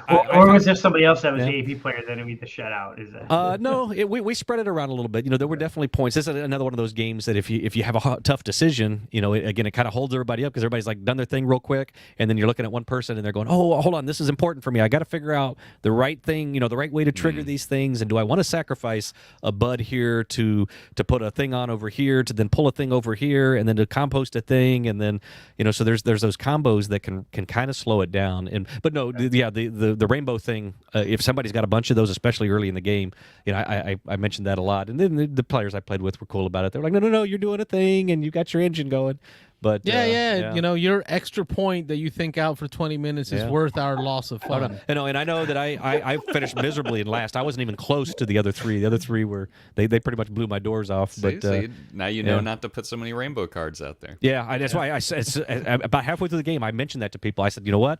I've got these little cool combinations going on, but I'm not going to spend too long thinking about it because I know you guys are waiting for me every turn because I have to look at every one of these cards and decide, do I want to do that? Okay, do I want to do the next one? Do I want to do the next one? Do I want to do the next one? So I can see how the game would be very snappy because if you have just a few red cards, a few blue cards, a few yellow cards, when the yellows played, you're just looking at those couple of yellows, then you're looking at the couple of the reds when the reds played. But with the rainbow thing, you're looking at every card with your loss and your focus on the rainbow cards. Are the rainbow cards going to trigger more often with a reduced quality action? No, they give you some pretty good stuff. But again, as compared to just like the red are you going to get a really good thing if you have just a red card that's just red? I think some of them were better, some of them weren't. And again, there's a lot of balancing in this. There's, if you can see here, you can grow, you can put sprout cubes on cards. You can grow, they call it growth. That you can do growth and grow these little trees or these little things that stand up on the cards. Are those out of wood? Those little cylinders? Yeah, they're all wood. So everything's wood. They're nice. It feels good. It's a nice tactile And feel. You feel like the whole group. So there's 4 or 5 of you. You all had the same opinion of the game. Yeah. Oh, I think pretty unanimously. We all when we were done with it, we were like, yeah, well, that was a good game. That was fun. It was a solid game, but it's not what we've been hearing. It's not the must go out and buy and play this game. The price point on this one is awesome. It's like 45 bucks. Yeah. Well, So I wonder if a lot of the content creators and the Dice Tower and Man vs. Meeple, all of them. I wonder if it's the fast play. Yeah. That's that got to really be has sold them. Like we play can it in play an this hour. game in 45 minutes to an hour, and it's done. So we can play 3 of these in the time it takes to play one Ark Nova or Terraforming Mars. Is it making it on the board, Rob? Behind you, would it make it on the board? After one play, let me take a quick look. Hold on. Let them look around. Oh. I got some comments in here. I'm sorry. Here we go. Phantom Memer says played Earth a week ago and it was very fun, competitive but friendly.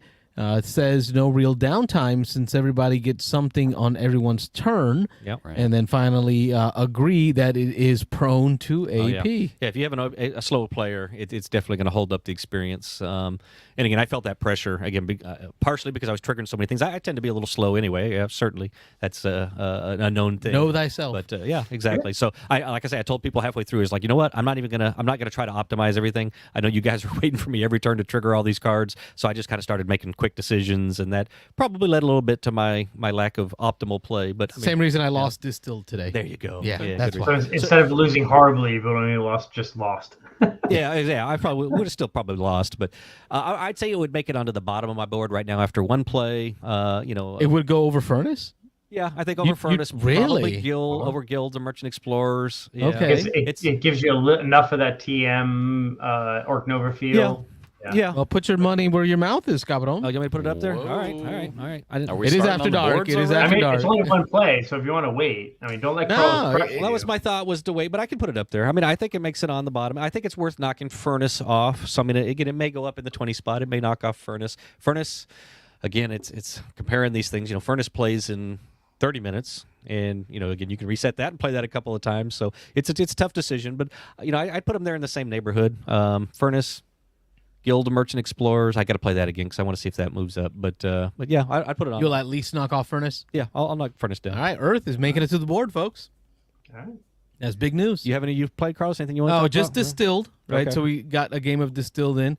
I at this moment would not put it above in my 20 yet. I don't think it'd make it in my 20 yet. It's hard to do that when a game you just played an hour ago. There are games that I played an hour ago, and I'm like, yep, this is going on the list. Instantly on the board? Okay. Mosaic was one of those. That's interesting, first play. Carlos, is it doesn't make your top 20. So what's 20 for you right now? Welcome to. So different price point, but price being not a thing, you still think Welcome to is above Distilled? I can't think of moments in Distilled where joyful exuberance, awe, like none of those feelings happened. Yeah. I built a thing and So occasionally made a that's interesting, spirit. Like Distilled at a price value of $75 to $100, if it doesn't after one play, that gives doesn't me mean some, it can't make it up there because it could also exactly. be my strategies in play made it boring. Right, but it also doesn't instill confidence in Distilled. Like I was really looking. I really want to play this game though. I want to play it to see what my own feelings on it. But it's like, wow, I know that both of you guys feel like you like the game. Yeah. But it's not even. It's even after one play, it's not enough to really push into your top 20 of played so far this year. Right. That's interesting. Yeah, Rob putting it down at the 20 is gonna. And Earth for down Earth there. Yeah, means it'll probably get knocked off. Yeah. As soon as we play a It'll classic. take me another game to get it up higher, a better New game, experience. next game day, we got to get this one. But there's a lot of good games outside the 20 when you look at this Oh stack. yeah, ton of A ton of good games outside the 20. Outside of that, Massive Darkness 2, so getting more games of that in. Yeah. I don't know if it's going to break my top 20 yet.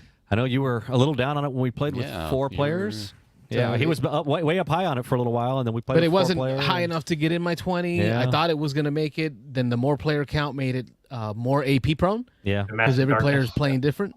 13 Clues is a title that I also play. 13 Clues is a cool mini or not game where it's almost like a detective style, figure out the motive, the weapon, and the murderer that's in front of you, but you How can't old see is them. that game? Oh, geez. That is I've never even heard of that game. this one we got. Actually, Robert and I got it. At Dice Tower. 2019 handful of years Cool back. Mini or Not Expo. Oh, was it Cool It Mini? was in the box. Oh, was It's it a a Cool Mini? 2016 Okay. title, and it's a really good game. And it's good because you get this blinder board, and on the blinder board, the player next to you picks from cards that are dealt to them, 4 cards that include a motive, a weapon, and a location. And then they put those cards in front of your blinder board where you can't see them. So they put it in front of you, facing out from you. So everyone else at the table can see your murderer, your weapon, and your location. And then that 4th card that the player did not pick for you goes in their blinder board facing only them. So it's hidden knowledge for them. So everyone sees 1 card behind him. I'm sorry, 2 cards behind him. I think it's 2 cards behind him. And then everyone else is 3 cards in front of them. So you have knowledge. Now you go around the board asking each other questions, such as how many purple cards do you see? The suits are colored. How many ranged weapons do you see? How many male people do you see? How many females do you see? And you start kind of deducing, all right, I can see 3 males, and there's a total of 4 males in this game. So if I can see 3 that I know of, then that 4th one is my guy. That's the one that I can't see that is in front of me. And you start kind of narrowing that down. And as an action on your turn, you can choose to make an accusation. If you get it wrong, it just ends your turn and goes to the next person. First person to figure out who did it, with what weapon, and where wins the game. And it's so logic deduction that I enjoy it. There's no it's not like a social deduction game where people are lying to you. They have to tell you the truth. They have to tell you how many purple cards they see, how many pink cards they see, how many ranged weapons they see, how many outdoor locations they see. They have to tell you. Gotcha. So you start really deducing it down. So 13 clues. There, yeah. So it That's sounds like so there's a- everybody gets this little piece of paper. So you start checking off the ones that you can see, and then start putting question marks in the one that you think somebody has, behind them. Because if I ask Rob, how many pink cards do you see? And I can see a total of 3 pink cards, and he tells me he can see 4, either he has a pink card behind his screen or I have a pink card in front of my screen, because we each see the same number of cards. Right. You see how that works? Okay. Yeah. Well done logic game. It just doesn't seem like a CMON game. Like, Yeah. Whenever was, I hear CMON, I think big Miniatures, grandiose minis and stuff. They do have a couple of smaller games. Yeah, they do. They do. So I'm surprised when I see more of these games that they've But done. it's kind of There's a good example. Rob pulled up a great example of it. The distilled, it's a distilled version of Clue. Yep, and then as you reduce the number of players, the cards that are left in the deck get played out as informants. So as an action, so if you got less than 6 players, you're going to start to add more cards out there as informants. As an action, you can go choose to look at that informant, so you can at least remove that information off your board. So one player can go look at it and then put it back. Okay. But you see 2 cards in front of you, and then I can see in this image, I can see 2 other players and the 3 cards in front of them. Now I start trying to distill down what are the 3 cards in front of me. Gotcha. Yeah, that's kind of cool. And fast, 30 minutes. So that's 13 clues. Outside of that, nothing else. Blood Bowl. I think I've won 1 match this season of Blood Bowl. Everything else has been a loss. A terrible. I don't normally concede in Blood Bowl because as a league game, as long as you finish the match, you get gold pieces to help buy more players for your team for the season. Mm-hmm. But within the first 4 turns, the guy had killed 3 of my expensive models, and then he broke the arm of my most expensive model, giving it a permanent injury to its strength, which made it effectively useless now. It's 140 points, 180 points of wasted model there that's eating up my salary cap. Think about NFL or baseball. You have a salary cap. You can only hire so much. Now I got to decide to fire this guy. So I conceded. Turn 4. Oh, wow. I was like, this Not first like quarter. you? Oh, no. Conceded? I said, listen, bro, I can't keep watching you kill my guys. I can't do this. And as they die, they're off the pitch. And you only have 11 players that you can put on the roster. So I only had seven players, I think, at that time that I had able on the pitch. So he had total control. He had his 11. I only had 7 guys on the pitch. It's only the first quarter. I know how the rest of this game's going to go. Yeah, you could end up with like 2 players left. Right. And then I got to take all those injured players to my next game. That's the hard part. So Sounds like you need to stop playing. Where's is this at Armada that you do in the league, or the league is at Armada Games? Nice, cool. Yeah, which is cool because that same night, my son on Tuesday night got to play Dungeons and Dragons while I was playing Blood Bowl. Nice. So it's kind of like a twofer. I can hang out with my 12-year-old. We can share Yoo-hoos and Snickers bars. And So your 12-year-old played D&D. Circling back to that, it was a pickup game? How did it? What happened there? there's a league. There's a adventurers league, I think they it's call like it, I'm going there Combat next, just so you know. That's why I pulled Okay. that up. on D&D for D&D night at Armada Games, and it's $5 a person. They have 6 slots per table, and they usually have 2 tables per week. A tier 1 intro level 1 to level 3 character table, or a higher tier table with higher character levels. I think 10 to 13 is that next tier level that they do. So my son, I was able to get him signed into one of them. And then in May, I booked all Tuesdays in May for him and I. And then what's really cool is I reached out to my buddy Mikey, who's been asking for me to run a D&D game, and I just haven't had the desire to. And so he got him, his stepdaughter, and his son signed up. So 5 of us are going to be running the table on May 2nd. So that's going to be cool. We're going to have a DM, someone that Armada has run the games for them, who's going to run our one-shot game that night. Now, the games are one-shot, but they are connected stories in the month. So if you can choose to pop in one at a time or just do one, but if you do all 4, then you kind of see a narrative that built throughout that cool. month. Nice. So Wayne, if you want to get a game of D&D in and now- have somebody else DM it, Or I'm thinking if you guys need a DM and you want to actually do it like a mini campaign or something, like you say campaign that gets Rob in. Yeah. no, Like it's campaigns, probably- man. it Like probably campaigns. doesn't get Rob in, but yeah. Still not enough.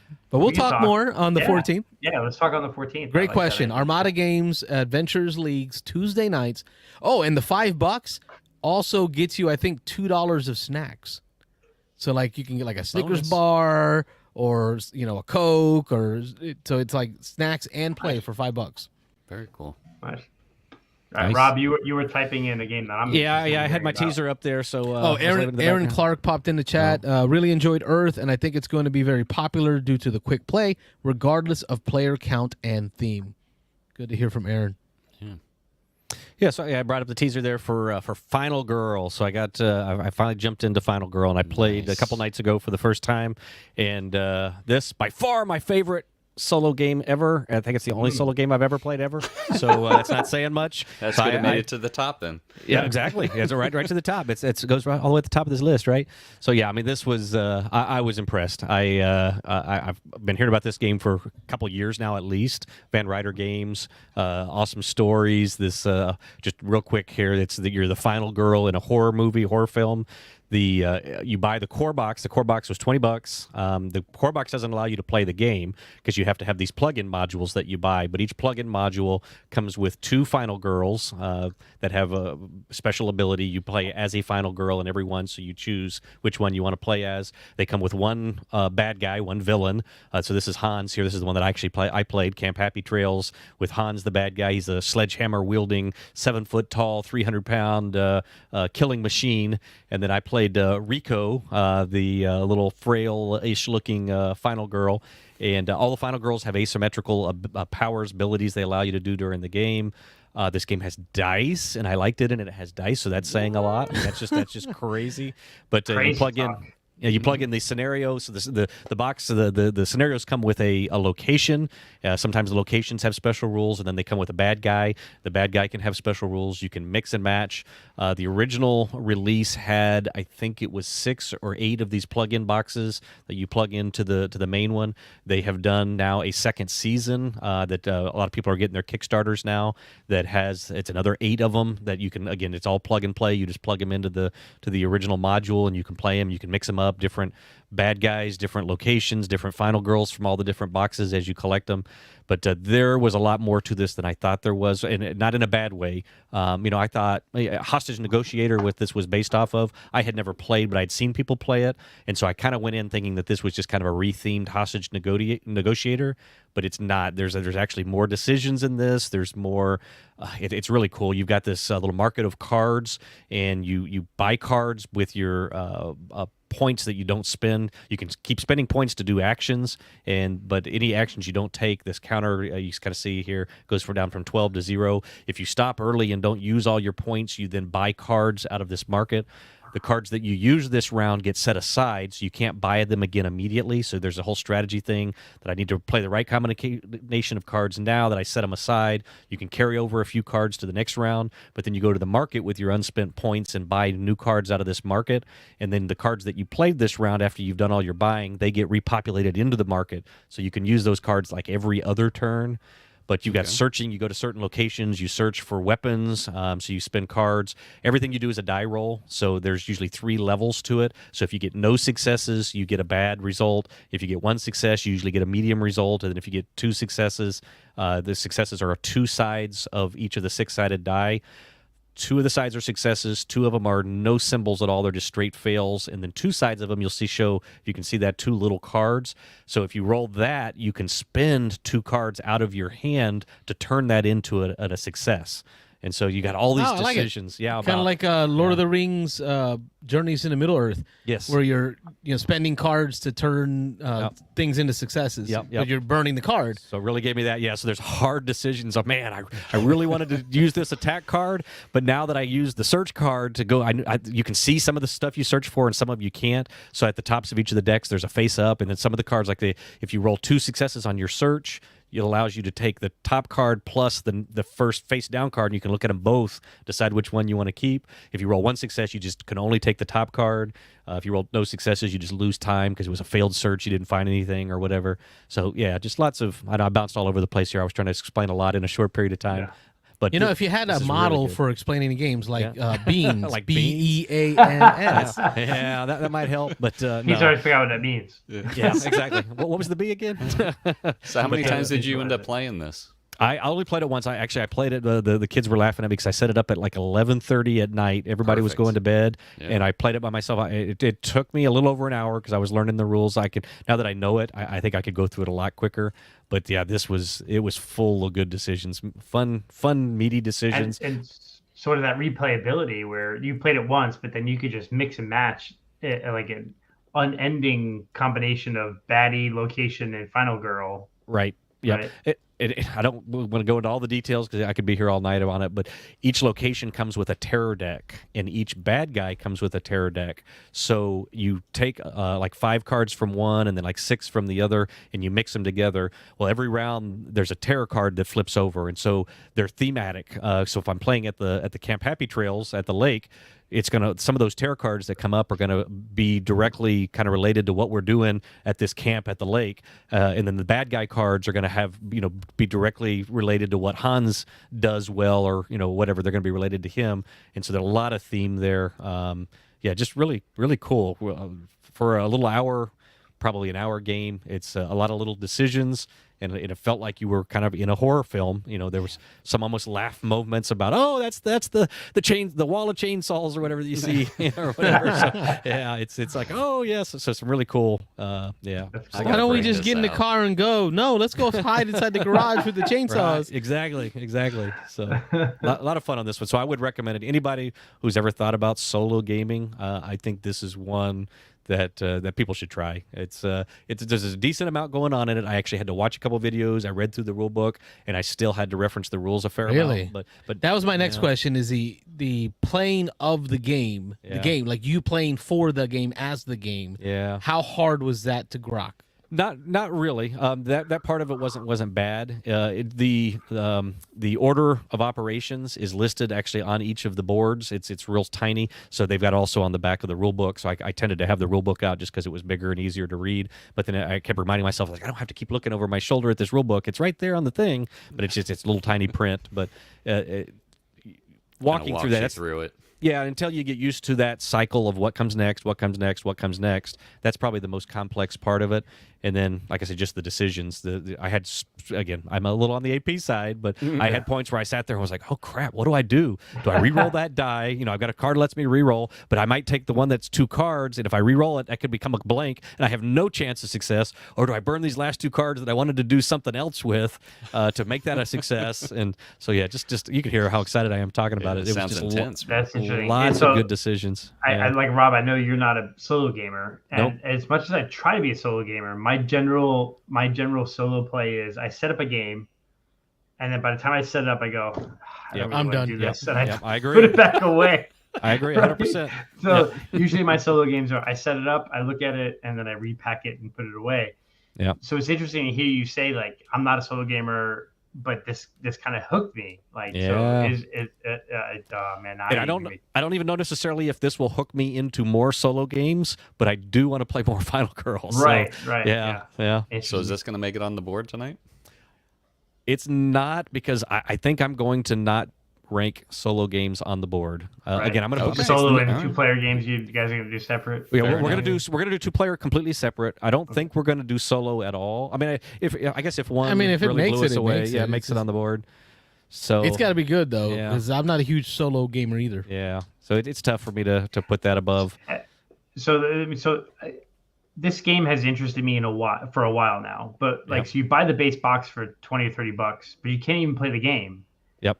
Then you got it. So like, that's what I've seen, I've only seen sort of like your turn with it, or the Kickstarter where it's like, here's that and 10 things, and it's $120. Like, so can I get into this game for $40? You can, and that's what I did. I was just saying, it was funny. I'm a penny pincher. I'm an economical guy, but I told Dan. I went in 2 weeks ago and I bought the base box. I told him, after I had been telling him for about 2 or 3 months that I was planning to come in and buy it, and I went in and I said, all right, Dan, this month, this paycheck, I'm going to spend the $19.99. I'm just going to buy just the base box, even though I understand I cannot play this game with just the base box. So I went home and I stared at it for 2 weeks, and then I went back and I was like, you know what, Dan, I need that first box now. I'm ready for it. So I got paid again, $20.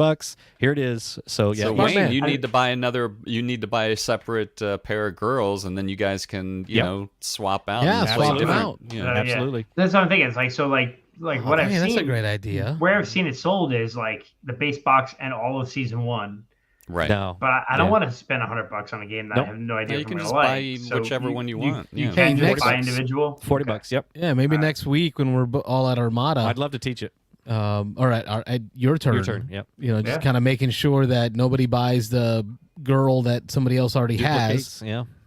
So we all got to buy a base box, and we can buy individual girls and just transfer them around. Joe in our game group that I play Frosthaven with, he bought everything. Nick, he bought, he went the new Kickstarter, so he's got all of season 1 and all of season 2. Oh, wow. The mats, he's got everything. How's he like the game? So, he loves it. He's been playing it for about 6 months now, and he loves it. So I almost need to I have a buddy who lives in Seattle.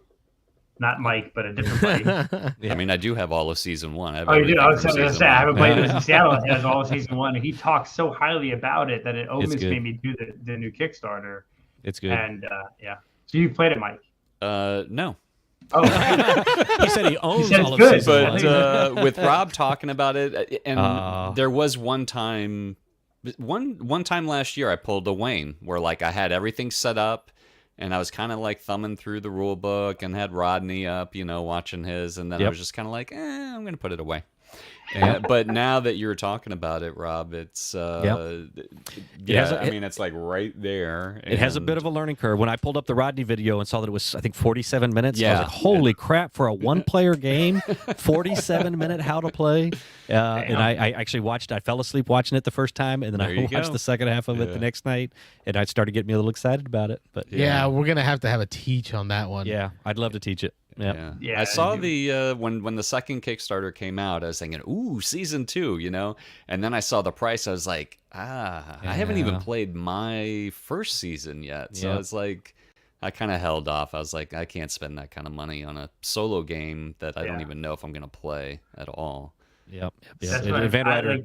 it does good stuff. But go ahead, Yeah. Wayne. And I was saying, like, I try solo. Like, I like even this past week, I set up Dune with the expansions. I'm like, I'm gonna play Dune. I played Dune Imperium once or You know twice what? solo. It's And I'm that like, I'm annoyance that he's dealing with, that frustration of not having gotten a game in. Like Yeah. he feels like he's got to get something in. Right. Did you put it away? I did it, but Yeah. And then you're I just took like, a- you beat yourself up again. yeah, I'm like, come on. I took out Dune. I set up Dune Imperium with the expansions. I'm like, I'm gonna learn Immortality and Ix, and then I'm like, Nope. after like 30 minutes of putting it out, and I'm like, nah, fuck it. Yeah. I'm done. I'll just put it back Aaron away. out of Ohio says, I do consider myself a bit of a solo gamer, but it takes a specific kind of game for me to want to play it solo. And then he says, haven't played Final Girl yet, but have it on my shelf. Nice. And I was going to mention, like, Wayne, you mentioned like Dune Imperium, and so that's one thing again that I really like about this. This game hasn't tried to be everything. It hasn't tried to be something it wasn't. There was no intention ever to make Final Girl a multiplayer game. Yeah, it's It always been is solo. it is a solo Right. game. It is designed with that in mind. You know, it's really well done, and it's only going to be a solo game. I think Single mode game. Yeah. Yep, Yeah. exactly. And So it's it- not a and not a it multiplayer excelled that, at it. yeah, that they did a solo variant for or something, or Yeah. that they shoehorned in during the Kickstarter to make solo players happy or whatever. It's a solo game. That's it. And that's So- where I went. My wife is a gamer, but she's not a huge board gamer as big as me.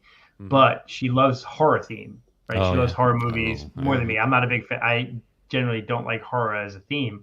So I was like, maybe if I buy this, I can play it solo. I think my wife would enjoy this more than me even. It's kind of the because she- feelings I'm feeling too. The thoughts that I'm trying to justify in my head why $40 might be Yeah. worth it. I'll teach you. You don't have to buy it yet, so hold off. I know it's hard for you to boy. do, Here but we hold go off. I'll again. bring it No, over. he's I'll already teach you, bought and- it. It's already on Yeah, it. he's already did it while we were talking. He's already bought it. Yep. I bundled it with Distilled. Come on, what can I say? There you go. Yeah, Any that's cool, though. changes to your list, 20s for Mike or Wayne? I Mine only definitely had have two. some. I had Yeah. 2 new games. I can pull it up, or let me just pull it up because I posted it to our Yeah, Discord it's been a server. while since we talked about your 20, so even though you haven't Yeah. played in a week, I'm certain for it.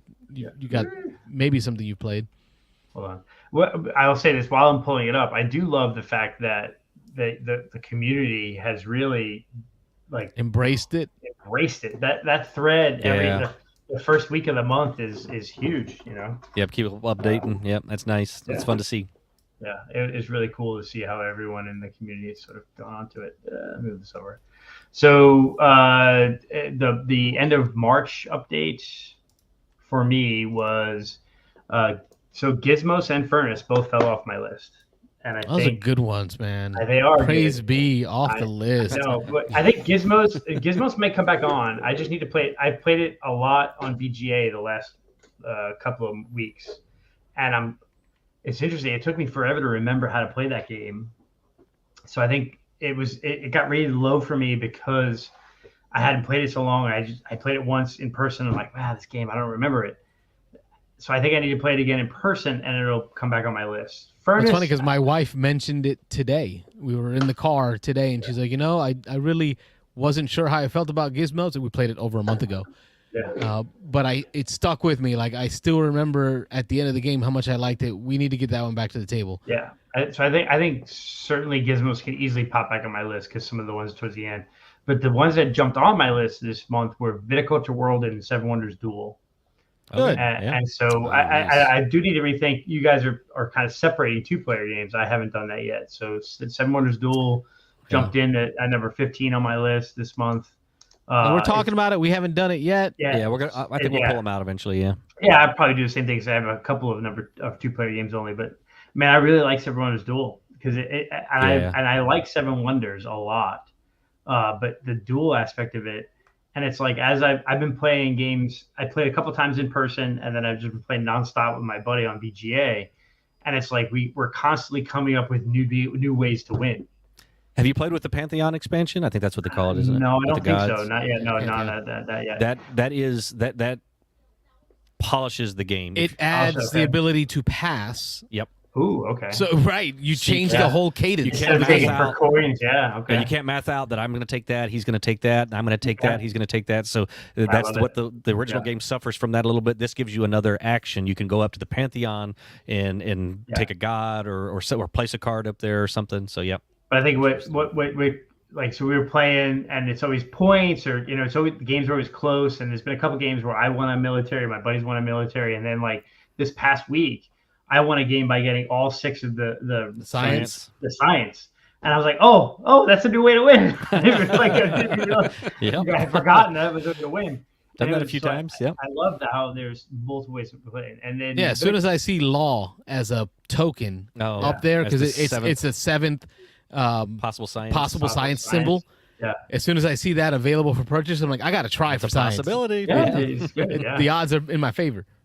And then Viticulture World, I'm a huge fan of Viticulture. Yeah. My wife and I played Viticulture World a couple times last month, and we loved it. And Did you win? Yeah. Oh, of course. They win every time. Oh, wow. Sorry. No, we won. It was close though. It was with close. help, without help. Without help. We without help. We did the intro scenario a couple times, and we won it. Now Mahir called last week and talked about. Yes, talked about it. Talked about trading. We traded. Yes. How big was trading in your games? We traded 3 or 4 times. We did. Okay, trade 3 or so 4 that's actually pretty big. We did trade a few times, yeah. And what it was, I think what we did is like when my wife and I played, she was quickly building a huge like engine of doing grapes, right, and doing wine and making wine and doing that aspect of it. So I kind of ignored that and just started focusing on scoring points with cards, and then moving up the influence track. Getting money to move up influence. So she focused on winemaking, and I focused on the other stuff. The 2 times we played, but I really liked it, and so it went way high on I went up to 10, partly because of my love of viticulture, and then the concept of taking viticulture and making cooperative and having to game it to win and work cooperatively to be really made it high. I want to play viticulture by itself again. I haven't played in competitively 6 months or so. Competitively, alpha VGA, obviously. And then I want to play more of the continents. I want to try like North America, Asia, Europe, to see just how hard it can get. Because that's the thing is like Carlos, Rob, and I, we've played a few times now between us, 3, 4, 5 times between the 3 of us. But we've always done that intro scenario, which is supposedly the easiest scenario, and it's tough. It is. So tough. It's like, damn, how hard could the Europe and the Asia and the Africa be if this is like we're going down to the last turn, and squeaking It's out. going to be like when Wayne sets up a solo game. You're going to flip that first card and say, don't even try, guys. Just pack it away. Yeah, put it away. So no, viticulture went up there pretty high, just probably because of my love of viticulture and the fact that the cooperative nature of it will help me get to the table more with my wife this year. Cool. Yeah. Mike, any changes for you on your list? Oh, yeah. Oh, yeah. Oh, yeah. 4 new games that are going to be added to my list. And one game that I played again that was already on my list, which I think I may be dropping down a few notches. Nice. That's part of the rules. Play it again. You can make changes to it. Yep. You want me to present here? We can do this. Right? I know we're kind of running out of time. I can do this. Are we, though? Yeah. Yeah. We got a few minutes. Get it. It's only, 9 o'clock over there? Yeah. It's not even 8 o'clock yet. Yeah, 8 o'clock. Yeah, he can still go get dinner after this. Yeah. Yeah. I'm going to Taco Bell. Ooh. What? All right. Taco smell. The later you get Taco Bell, the better it is. So. Oh, yeah. No, the more you've drunk, the better it is. That too. They don't have to be mutually exclusive. Yeah. All right. So, I gotta get fancy like Mike here. You do. Yeah, look at that. So, my first one, which we've already kind of discussed over here, is going to be Nikosu Dice. I got to figure out where it's going to go because it is pretty fun. I do enjoy it a lot. And wow, he's scrolling up. Ooh. Yeah. Oh, Brian Baru. So you got another kind of. Well, he's a trick take fiend. I would say almost I love a trick taking taking games now, man. Even though Brian Baru, I would argue, is not really much on the trick taking, but yeah. Yeah, I mean, it's highest number. I mean, there's really no suits or anything technically. All right. I think it's going to slot in only because I had so much fun playing Time Stories. I think I'm going to put it at number 14. Okay. So it's going to slot in between Time Stories and Silver and Gold. Okay. What's dropping off the bottom? That means Awkward Guests is going to be dropping off the list here. So that slots in at number 14. I'll take Awkward Guests off in a moment. Got it. I'm going to go in order of enjoyment. So my next game that's going to pop in here, this is an oldie but a goodie. Whoa. That's a big one. It's huge. It's huge. My goodness. Scythe. Scythe is taking over. Yeah. Scythe 1 through 20. It's just Scythe. All right. Scythe is good. I don't know if it's that good, but So a friend of mine from Florida was in town for like training. And this was like kind of a game that we really enjoyed playing together. He's very good at games. I don't know how his brain works, but he will win probably 85 to 90% of the time of any game that I play with him. It's almost aggravating. But since I hadn't seen him in so long, he's like, "Oh, let's play Side. We haven't played in so long." I was like, "Yeah, so you can kick my ass again. That sounds good." So, I think I have a hair appointment. I might be busy. So we broke Scythe out, and I don't know if it's because we were only playing 2-player. I mean, this really is a game that I feel you have to play at least 4 people to kind of get a good mixture out on the board. So it really didn't hit as hard for me this time. I mean, this is one of my, I say one of my favorite games, but it's making it to the 20s. It's one of your favorites. It's making it into the 20s. Nobody's scrolling down. Yeah. So does it come right off upon the next entry? Yeah, well, we know a 12-chip trick is going to drop off. And that's a tough one. It's such a solid one, but it is so 3-player only. Very specific, yeah. Yeah. It's going to be tough for that one to compete. Yeah, agreed. So this is hard, man. Once you get to 20, it's very hard to figure out where it's gonna drop in. I'm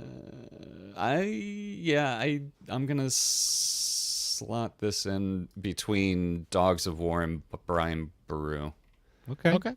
I think that's where it's going. Right. So it's gonna slide in here at number 12. Okay. So let's scoot all these down. Scooch. Oop. Oh, what did I do there? He held control. I held control. Uh-oh. Something's going on there. Let me see. Copied and pasted it all. I can probably grab all these at one time. Feel like an insert. Nope. Oh, all right. Well, I'm going to leave it right Control here. Z. Control Z. Figure it out. Just throw them on the side. Yeah, we know where they go. Yeah, go. All right, so Slide's going in there at number 12. Next up on the list is... hopefully this one won't be huge. Oh, this is a good one. Tyrants of the Underdark. Oh, Tyrants. Okay. I'm trying not to buy it. Oh, that's a good one. Oh, man, this is so good. This is so good that I have the original printing of it, but I want to buy the new printing because it has better quality cards. And I want to mix and match. But you have the minis already. I have the minis, right. Yeah. I just picked this game up on Tuesday. Like, I was holding it in my hands. Like, do I take this home? Yeah, so I can get the high quality cards and put it in the old set with the minis, and then take the old cards out, throw those in the new box, and then sell that off. Or I could fit everything in the smaller box, and so actually I taught this to my friend. I mean, this is a deck builder area control for people that haven't played it before. This one, I think it came out in 2016, And it kind of just, I don't think it did anything when it released, or at least No. I don't know of anything. And then all of a sudden it just started gaining popularity. Yeah. Dan taught it to me, and I was like, this is probably one of the best deck builders I've ever played, just because of the whole sending your spies out and having control and having total control over areas and getting those bonuses every round, when you do have the control. This one is like really... This one is very fun. So this one's going up for me. Yep. Keep going up. I love the social nature of it. Yes. When you get a big group of players, you're like, are you really going to let Rob just control that for the whole game? Like, you're just going to give him 2-buy every turn. Yep. Like, you could stop that. But... Yep. And it scales Why don't you well, stop him? too. I'm not even anywhere near there. Carter says that no matter where he's at, though. Yeah. It's like, You closer. you need send to your stop spy him. up You there. need to stop him. Yeah. I'm not doing that. You send your spy. All right. So this one is going to definitely break into the top 10 for me with the way my list is currently. Yeah, I would have to agree. And Yeah. I think it's... I feel like this is a game I need to play now. Oh, Have you not played Wayne? Have you not never played I have this? not. we got man. it. If you like Okay, deck the builders next Thursday, and area let's commit control, it. this Let's is commit it. Yeah. The next Thursday that Wayne is able to To come pre-show over, game, Pre-show game. Yeah. Tyrants will be it. Dude, Okay. you Let's have I'm make that ready happen. next Thursday then. I'll do it. Yeah, less All than right, 2 hours. so, We'll do it. yeah, my titles are still kind of screwed up, so I can't move them around. So Yeah, this that's is fine. gonna. I think this is gonna go in. I think it's gonna Let me help you. No. drop. Yeah, see, some of these are just because I had good feels when I played them last. Res Arcana, Didn't that definitely, suck? I know the next time I play it is going to bump up on my list. So Yeah. I think this is going to slide in at number 8 in between Okay, that's Res where I would've put Arcana and It's a Wonderful World. Top Nice. 10. That's where I would've Top put It's it. in the 10. top Yeah. 10 for me, Yeah. definitely. Yep. Good choice. Yeah. Okay, so let me see. So that's Top 10. Thank you. All right, so let's get rid of that. Ready, set, bet drops off. Right, Loves it- so Ready, loves it Set, so Bet's much. going to drop off. One more. Oh, maybe I'm not going to have to move this around. So definitely, my next game coming in is going to drop Skull. Skull was at number 18 when we That's started. just because it this was list. early year. We had just started getting our games written down. Exactly. All right. So this one is. I'm just gonna scroll up for this one. Oh. 'cause I Oh, already wow. He's know. going to the top. Wow. I'm going up on this one. Hey-o. This is Orange. It's orange. Lots of orange. Blue we got? Neva. Llama? La La Familia. Familia. Ooh, really? 4-player only. 4-player only. That's The that new Great- one with it's like Mafia in Great Italy. Mafia War. Yeah. Yep, in Interesting. Sicily. Wow. This game, man, the first time I played it, I was kind of like, I really, it just didn't sit well. And then I played it again this past weekend, and it was a totally different game when you understand what's going on. And again, it's one of those games you have to play it once, see how things actually work, and then the second time, oh my God, dude, this game is so good. Like, I'm on the verge of buying it. It's so Wow. good. Finding it somewhere and buying it. This one is Wasn't it a cool mini or not? no No. I'll find it. I'll let you know who it is. Fureland or CG, I don't know. Anyway, came out this year. Super fun game. It is 4-player only. It's 2 families playing against 2 families, and even though you're kind of working together, you're really not. The 2 of you can win as a team, but if one person controls 5 locations at the end of the round, you can win on your own. But I mean, this has everything from, like, you can send car bombs into other locations and do drive-bys, and you're putting, orders out and building, drug labs, and it's just this. And everybody is unique. Like, everybody's got their own powers in the game, like unique what they call orders, which are like these things that you can put out in locations face down. And then when everybody flips them all over up at the same time when everybody's done taking, like, the marketplace actions. But oh my God, this game is so good, man. This one, And it's 2v2? Not really. Kind of, yeah. He would say that one person can win with, what, 5 locations? With 5 locations, but if the two people that are on the team, if you have 6 locations between the two of you, you both win the game. And only one family can be like each region has 3 locations in it. You have to you yourself have to control at least 2 of the 3 locations to control that region. But you cannot have and it's cubes that kind of like represent, how many people you have in there. You cannot have your cubes mixed up with your partner's cubes, and you can't attack your partner's cubes either. But there are neutral cubes, so like the gray ones that are out there on the board. And there are some orders where I forget what they call it, like either upright or aggravation or something like that, where you can control some of the neutral cubes and send them into somebody else's area. And I'm telling you, man, if I lived down there, I would own this game and we would be playing. This is like, I haven't been this excited about a game in probably since I wanted to get you guys to play Circadians. Yeah. Okay, so I've talked to your guys' ears off about this one. Yeah, so where's it going? It's Is it gonna go past Unsettled? I think it is. Really? Yeah. Not 51st State though. That's a Mike classic. Yeah. It'd be like cheating on his girlfriend. Had a sneezing fit just now. You're right. All right. Yeah, I think it's going to go number 3. It's going to bump Unsettled down, so it's going to slide in only because I haven't played it enough.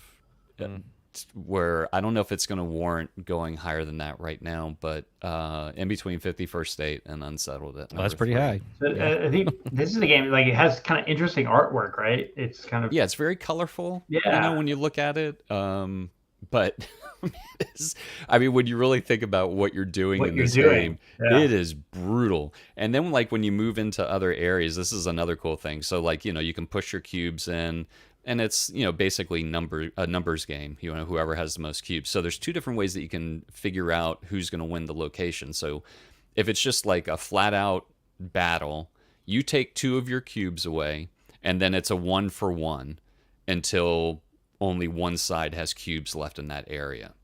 Or you can do like a card play. And when we first played this, we were like, the card play really doesn't do anything. But what the cards are... they do have initiative, so it's just 3 cards. Everybody has the same 3 cards. Initiative 1 is you get a turncoat. So one person from the other side joins your side. And then initiative 2 is one of your guys runs away and runs back to your headquarters. And then initiative 3 is 2 of your guys run back. So when you're going against somebody, you choose one of your cards and put it face down. And the other guy puts 1 card face down. The attacking side chooses whether or not he's going to take the other person's card, because you don't know what it is. And then if you choose yes or no, then the other side chooses whether or not he's going to take one of your cards. So it literally, like when we started playing the second time, I was thinking, this could totally, you could go in with less people and still win the location, because you could get a turncoat. And then the other person could grab one that sends 2 of his back, and you end up winning the location. And that did happen this last time. But oh my god, dude, this game is so. I'm getting the feels of like a really fleshed out "The King is Dead." Yeah, kind of thought that with the cubes on a map, but yeah. And then playing cards to move them around, swap them, remove one. But it's more than that. Like, I'm not even touching it. Well, that's what I meant. Like fleshed out. Like, it's and your like board, the basis of King is Dead fleshed out onto a full-fledged game. Yeah, which The King is Dead is a 2v2 game. Yeah. No, it's not. It is. The rulebook says you can play 2v2. No, it says at 4 you must. I told this to Rob. He doesn't believe me, but the rulebook says at 4 players it is 2v2. At 4, it is. It is. Y'all just keep not reading the rules right. Oh, all right. Choosing Maybe your own it's because we mode. don't want to play 2v2. Exactly. Yeah. But then there's like this whole market board where and money is very tight in this game. I know I keep talking. We're going over our time, man. I don't want to. Did we go over? Notice. But anyway, like your own player board, like you get upgrades with these cylinders, and when you remove the cylinders, it either upgrades that particular row, and then it opens up more. They call them orders, but it's like you can place drug labs, or you get a bulletproof vest that like protect you when you go into battle. Or yeah, this game is just. I can't stop talking about it, man. Yeah, we're gonna have to make it happen at Dice Tower. Dice Tower West. And this is Heavy Cardboard. East is closer. Heavy Cardboard did a video on this. It is a long teach, and there is a lot going on. And again, if you can get through the first game and get to a second game, it just opens up so much. It is so good. I'm gonna stop sharing my screen because I have a feeling you've got other stuff going on up there. I'm pulling up the rule book for The King is Dead. He wants to show us where it requires it to be 2v2. Double checking myself. Yeah. Aaron in the comments says, "Wow, Mike and I have the same or some similar taste in games." All right. So you found a kindred spirit in Ohio. Nice. So if you know that you're in the Ohio Valley, you can go visit Aaron, and he'll probably have many of the games you like. Sounds good. Yeah. I'm already putting up Aaron's place as a place to go hang out without even asking. All right, So anyway, well, that's my that 4. catches up for our recently played games, kind of our top 20 stuff. And next week, Thursday's our next week call-in show. No game day this weekend. Yep. Friday of next week will be the RPG special, which we'll do on a Friday night, 9 p.m. Eastern. And then that following Saturday is going to be game day at your turn. Your turn. So that's the update. And next Thursday, we're going to game beforehand. I'm down. If you're able to make it. Up for it, yeah. Yeah, If you're able to make it, we can get in Tyrants the Underdark. Let's do it. Yeah, I'm all for that. 6:30-ish. Sure. Sounds good. Cool. Actually, with putting this game on, it might... Oh, no, it won't. I was thinking it was going to bump Guards of Atlantis 2 off, which I played that again this weekend and had a miserable time playing this game. Oh, really? Yeah. Okay. But All right, Carlos has got it here. Oh, he's got to show us. All right. If you are playing with 4 players, you play in teams of 2. Okay, well. That game's off the list. It's not a you can. It's not as you may. Yeah, I love this game. You are. It's such a tight game. Yeah, that's a good one. The King is Dead. Very similar to some of the feelings that Michael was talking about. Area control with cubes. You're playing cards to change how many cubes are in what locations. You can swap them out. You can retreat them. You can invade with more cubes. But I think the coolest mechanism of The King is Dead is the idea that if there's a tie, then the French win. Yeah. Like the French win that territory. French don't ever win. And if the French win enough territories, then the game ends, and whoever has the most influence with the French wins the game. So, like, you got to decide: do I want to be an English lord, trying to rule England, or do I want to be one of the traitors that sides with the French and then try to sabotage the game for everyone and let the French win? Frenchie. I like they've been able to switch around the order things score in. People start going one place and they think, oh, this is getting ready to score, and then you can do a thing that moves all the cards around, and now this doesn't score as told. Yeah, the order of scoring is dynamic. Yeah, that's I think each player has one card that can change the order of scoring. Yeah, that's cool. Oh, we gotta get so many good games. So many games. Little time. Hard to get them all in. Yeah. All right. Well, I'm Carlos. I'm Rob. I'm Mike. And I'm Wayne. And we are the Beans and Dice podcast. We're a podcast about how we game Thursday night's live call-in show. Join us next week. We will catch you all online on the Discords and on the Facebooks. Have a good night, everybody. Thanks, everybody. See ya. Thanks for watching the Beans and Dice podcast. Don't forget to like and subscribe.